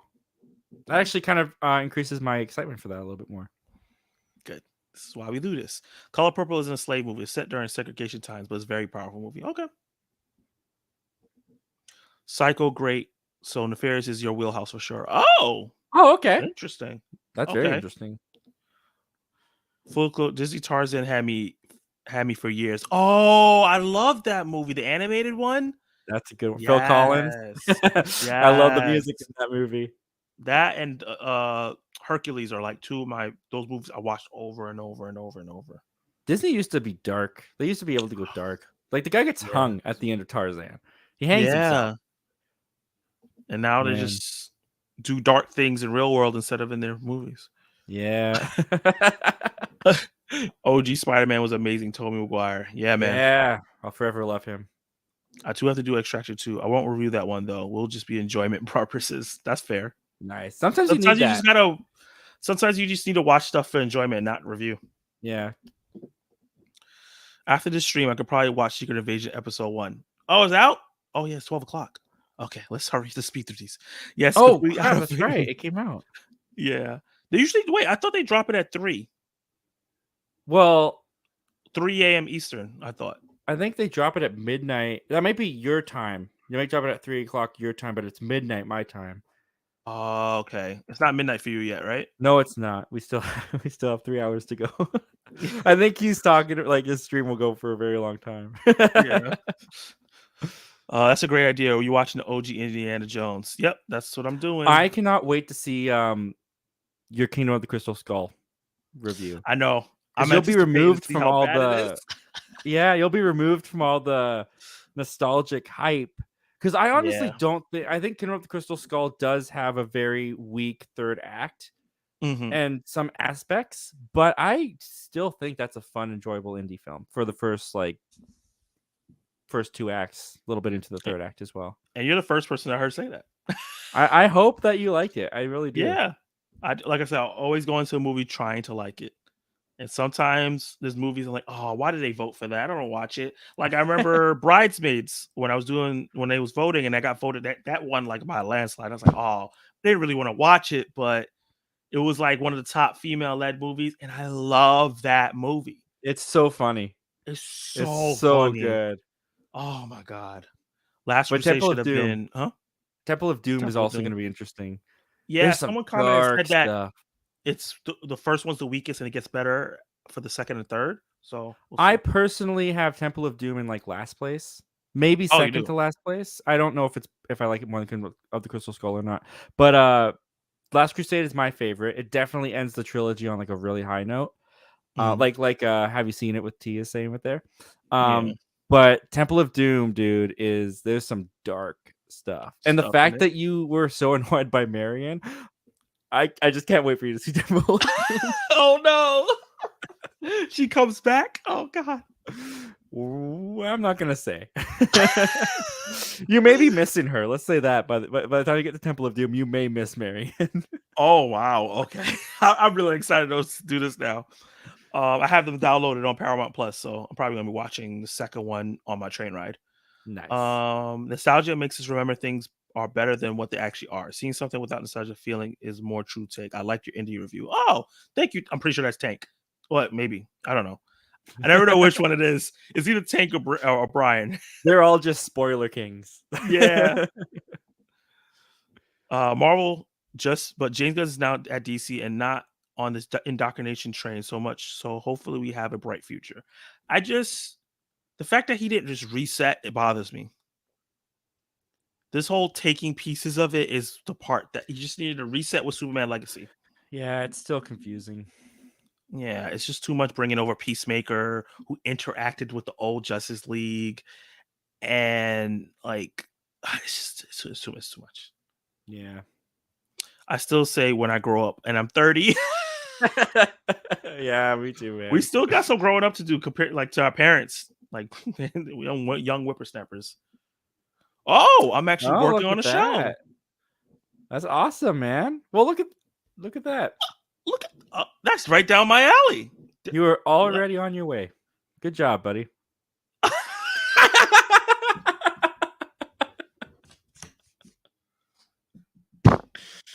Oh man, that's funny. Oh, that was so good. My show's on episode 3. Nice. Oh wait, it's Nice. airing? Dude, what is it called? Let me get my camera and flashlight ready. I'm gonna get out of Starbucks. That's such a great callback. Like flashlight, that is crazy. The day a YouTuber is just like this with a flashlight in his face, I'm gonna hit auto subscribe just because of the effort. People say cocaine shark, but I think Magic Mike 3 is the worst thing I've seen Oh wow. behind Blood and Honey. Magic I, Mike 3 just kind of came and went. That's I saw actually the trailer for that like 17 million times, and I was like, I'm not watching this. Stop showing it to me. Was that this year though? Was that Yes. 2023? Oh my Yes, it gosh. was. Wow, I feel like that came It, out like 2019. 2019. It feels like it's just like Um, been out forever and like no one talked about it. Came and went. just came and went. It should have been a straight to Max movie. I don't know what they were thinking. Crazy. I mean, that 70s show could have been a decent comedy movie. Yeah. Yeah, I guess it could have. I like the show as the show though. Oh, Blue Exorcist is awesome. Yeah, man. Hey, Toxic Gamer. Hey, what's going on, man? Guess who's get to see Mission Impossible 4 days early? Nice. That's This awesome. guy, you got the hookups? Congratulations. I agree with Zach. Torture's too much. You also don't like horror films, so it makes sense. Yes, yeah, Yeah. like you said, I'm not a horror movie guy. So you guys are in the same vein with that. Oh. Jurassic Park was my favorite movie of all time. Was not my favorite movie. Is my favorite movie of all time. What? Like Okay. currently still is. Yeah. That's awesome. The Flash movie of the year? Wow, that's big take, Kello. Just saying. I need to rewatch Midsummer. First time I saw it, I was like, what the F? I was too. But it was an enjoyable what the F. Who did The Lighthouse with Willem Dafoe and Robert Pattinson? Eggers. Was that A24 or what Yes. studio was that? Yeah. Dude, I didn't understand that movie at all. I still haven't seen it. But I need to watch it, though. when I saw that in theaters, the sound was also, I don't know, maybe it wasn't the sound, maybe it was the movie's mix, but I couldn't hear what they were saying half the time. Oh, that's bad. Yeah, That the sucks. audio was like too low or something, but I didn't understand that movie at all. Yeah, I gotta check it out because I like his. He did The Witch, which I like, and he did The The Witch was Northman, which I cool. really like. Did you get to see The Northman? No, it was I missed that one. I meant to That's watch that one. on. Oh, I don't. You don't have Peacock in Canada, do you? I don't think so. I've never Oh, okay, found it. gotcha. It's Yeah, 'cause- somewhere else. yeah. Favorite film of all time. That's Wild Zachary. Stop saying my full name, okay, sir. Yes, it is my favorite film of all time. Leave me alone. I really thought Across the Spider Verse was my favorite movie of the year, but I changed my mind. I think it's still John Wick 4 because I don't think Spider Verse needed to be that long. Interesting. That's an interesting take. That's fair. I was fine with all the time we got in Spider Verse. Me too. I wanted more. I was like, "Oh, wait, you stopping now?" Watch Event 2018. I heard that was a good movie. That's on my list. Tell us how you feel about Indie. I think I've had enough. Midsummer was really good. A24 hasn't had that many theater releases. For this year? Yeah, they did. It's just that they come and go so fast. I haven't been paying That's the attention. thing. Never seen a Mission movie and don't care for some reason. Dude, I felt the same way. You need to watch these movies. They're so Yep, goddamn good. The worst one is probably the second one, but it's still not that bad. I agree. David Arquette was the WCW champion. He definitely was. He held their world title. That's all that started all the hate. He was wrestled on the indies. That is crazy to find out. I did not know he did that much wrestling. Drew Carey was the Royal Rumble. I remember Wait, that. really? That's crazy. Yes. Donald Trump fought at WrestleMania. That's a smudge on them. Is Funny Naked that bad in movies? Is Funny Naked that Yeah, bad in movies? sometimes, but I mean, it's all up to personal choice. Like, I think Yeah. I think he's talking because I said I wouldn't take my kid to see, or I Mm, would be like uncomfortable if my kid was with me watching The Flash. Like, I don't think a young kid needs to see Ezra Miller's butt. Like, that's just my opinion. I'm not yeah. like that's just me. Um, but I like as a grown man, I thought it was funny. I enjoyed Yeah. it, but I wouldn't want like my son or especially like my young daughter seeing that. Like that Yeah. would not be okay with me. But that's just me personally. Just yeah. It's a fair take. I watched Elemental today and I thought it was good, but of course not the level of a Pixar movie. What do you mean a level of a Pixar movie? It is a Pixar movie. I mean, I guess he's saying it's not as good as most Pixar movies. Yeah, I can see that. But I'm not the expert on that because I haven't seen a lot of Pixar films. So What's the most surprising Pixar movie that you haven't seen that we would be like, what? You haven't seen that? Incredibles. Oh, okay. Yeah. I haven't seen I'm gonna be honest, I haven't seen most of the movies. I see Monsters Inc. I haven't Finding seen Nemo? Cars. I haven't oh, that's my first date I ever went on. Was Finding Finding Nemo. Nemo?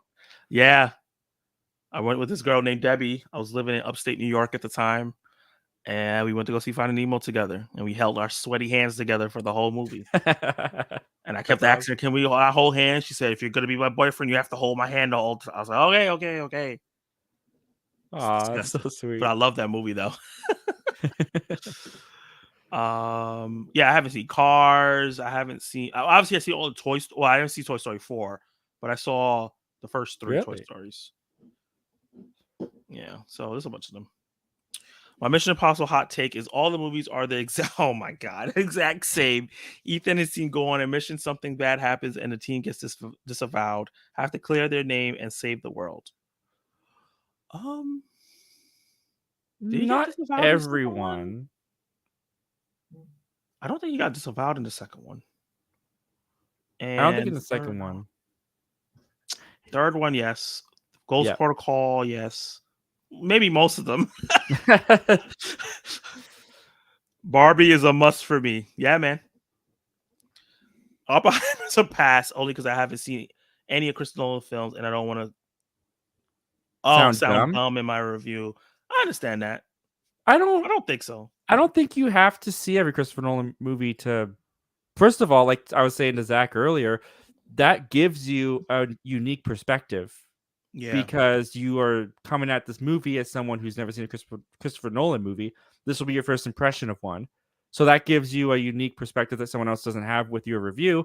And just judge it as a movie on its own merits. Like Also, you I might think, find people who don't watch Christopher Nolan movies and then like, oh, he never seen it either. Maybe I yeah. feel how he felt. And also they're like Christopher Nolan and Quentin Tarantino and all these some of these named directors are like rare ones where it's like people care about seeing all of their movies, but like how often do you really care about seeing all of a director's work to review a movie? You know what I mean? Like I Yeah. have not seen all of Andy Muschietti's movies. I've seen it, and that's and Log. Oh no, sorry, that's James Mangold. But like Andy Muschietti, I've only seen it. I think from his movies. I still Yeah. reviewed The Flash. Yeah. Okay. So I don't think you're gonna sound stupid, dude. no, not You at can all. watch it, especially since this is probably gonna be the most simplest movie he's done since like Batman. Yeah, probably. Because yeah, because his movies usually have some timey wimey, dreamy something. It's Yeah. something going But on.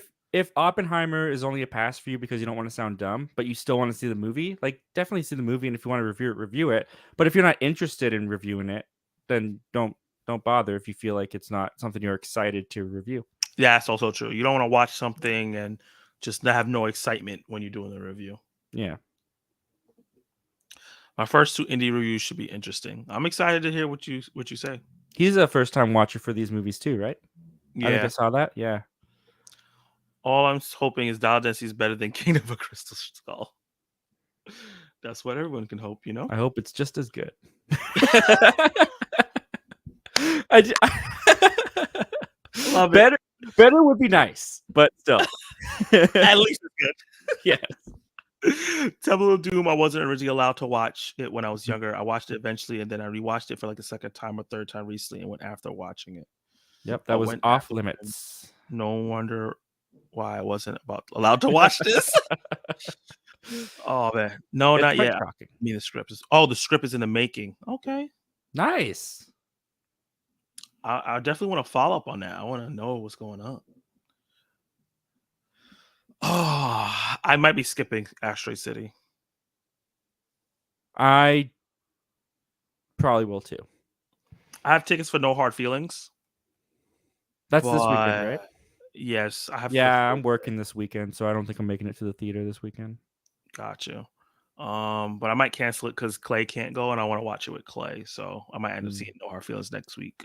But it's hard because next week is it Dial of Destiny? Yep. Yeah. Okay. Yeah. I'm gonna figure it out. Which is Canada Day long weekend for me, so I might miss that one too because I'm going out of town. Oh, Yeah. damn. Yeah. We'll wait for your review. Ah, thanks. You have loyal fans. They've been blowing my mind. It's been crazy. So I have about 4 more seasons planned out. I think you guys will like it, and I'll try to get you opening tickets for it. Oh Wow, my that'd god. be awesome. Yeah. Where is it? Dude, I need to know. can you imagine that? That's like the first time we all meet in person. That would be mind blowing. Like, Yeah, that would be crazy.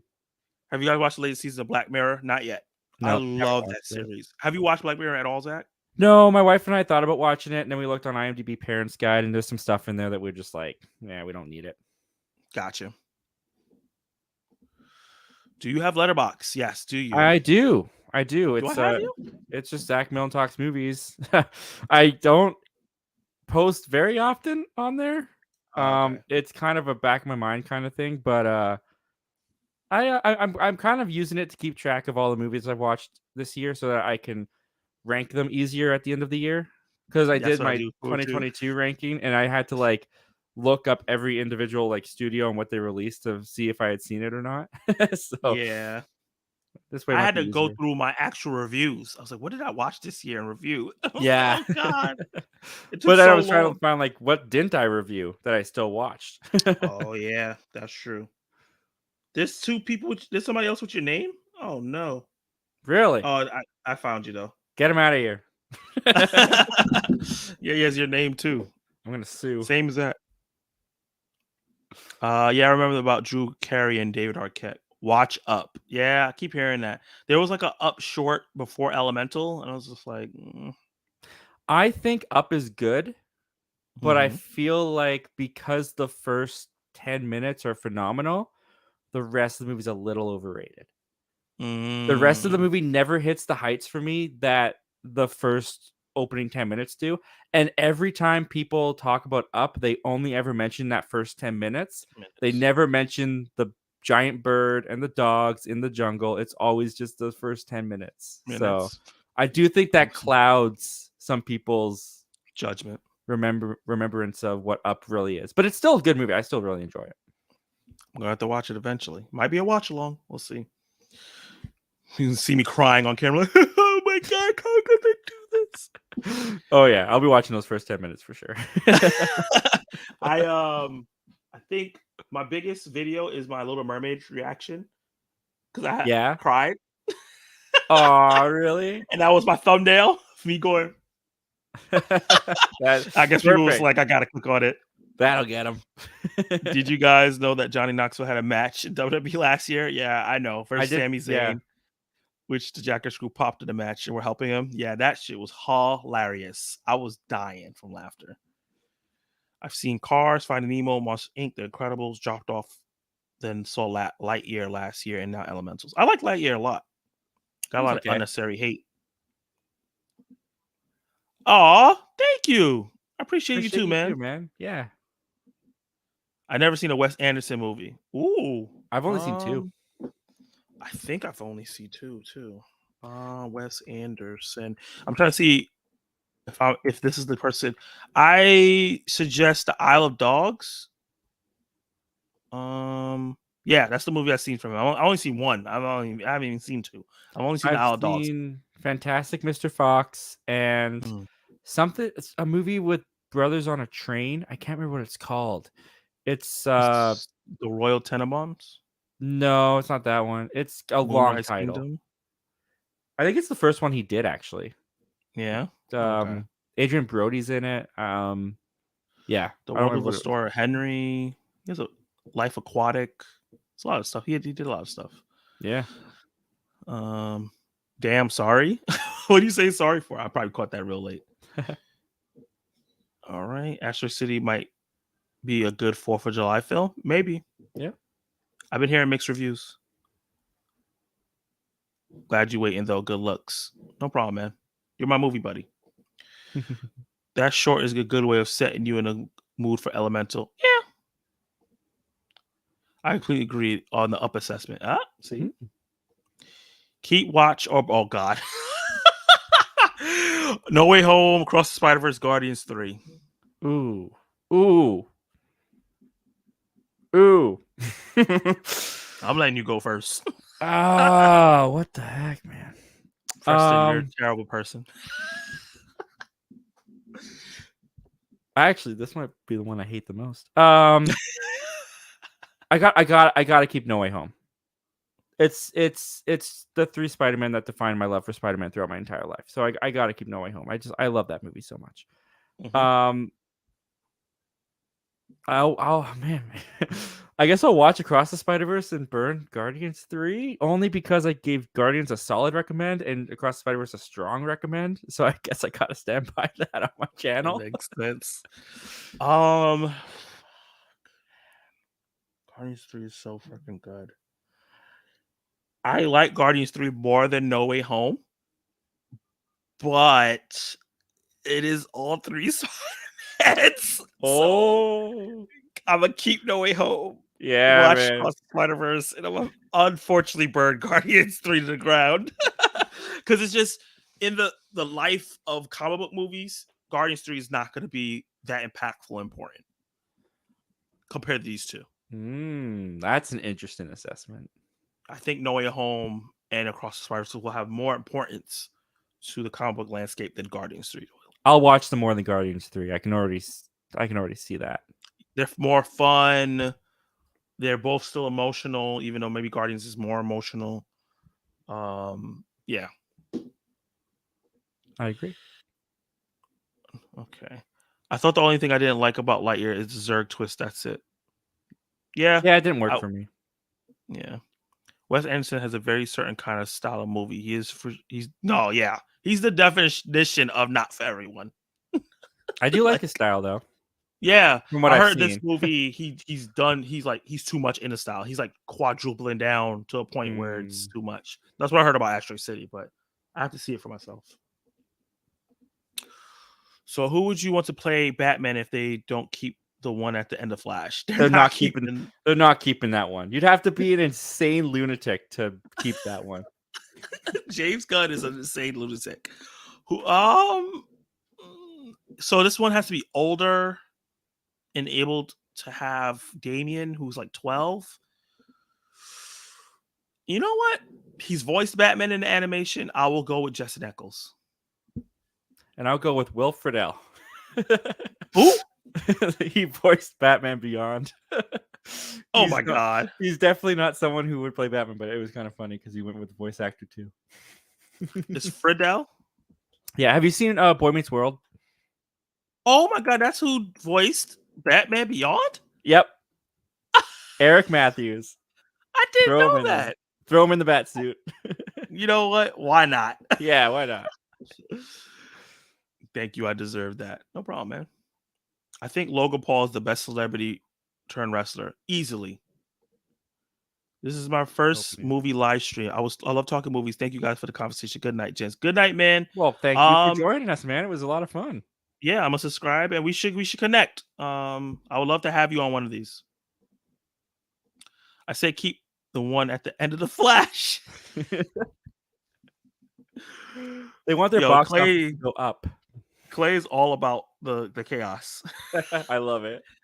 I hope to get to play. I hope I get to play Damian Wayne. I watched every movie he's been in. So do you guys think I can do it? Because I think so. Do you look your age? That's the question. He means like in James Gunn's movie, he wants to play Damian Wayne. Yeah, go for it. Yeah. Damian Wayne's gonna be 12. You're 15. It's only 3 years. It could work. Which one of you guys are more excited to see Insidious 5 or Talk to Me? Talk to Me. Well, Zach's not watching any of these. I thought he meant who wants to see Insidious 5 and who wants to talk to me, like who wants to talk to Dave. I was like, I'll talk to you, man. I'm not seeing Insidious 5. No, there's a movie called A24 horror movie coming out called Talk to Me. Okay. I'm more excited for that because it's a more of an original idea. I've seen Insidious a bunch of times. I wonder how Saw X is gonna do. I don't know because I ain't seen it. I need Eric Matthews as Batman. He gotta do the Feeney call. Absolutely. Have you guys seen The Boogeyman? I wanted to, and I just haven't had time. And yeah, Zach's not watching it. Maybe at home one day. Maybe I save all that for Halloween. I'll do my reactions at Halloween time. True. Nibble Batman. No. Yes, I do. Okay. Yeah, Preston, you could get it done. But yeah, I think that's gonna wrap it up, guys. I really appreciate everyone coming on. Yeah. I actually have to wake up in like 6 hours. So sorry for the short show, guys. We wish we could stay longer. You know, we have to cut it short tonight. I gotta apologize. cut it a little short. This is probably one of my longer. Well, I think I went like for 350 once, so this is probably in the middle somewhere. Yeah, I went long one time, bro. It was crazy.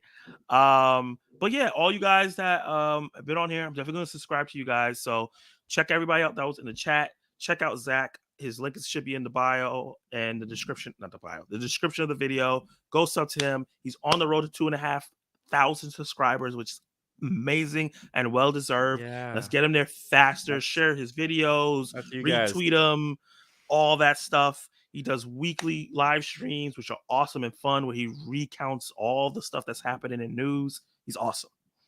Thanks, man. And what do you have coming up in the? Because I know you have some days off, you're saying, but we have it coming up in the next. Yeah, no, the live show will be tomorrow.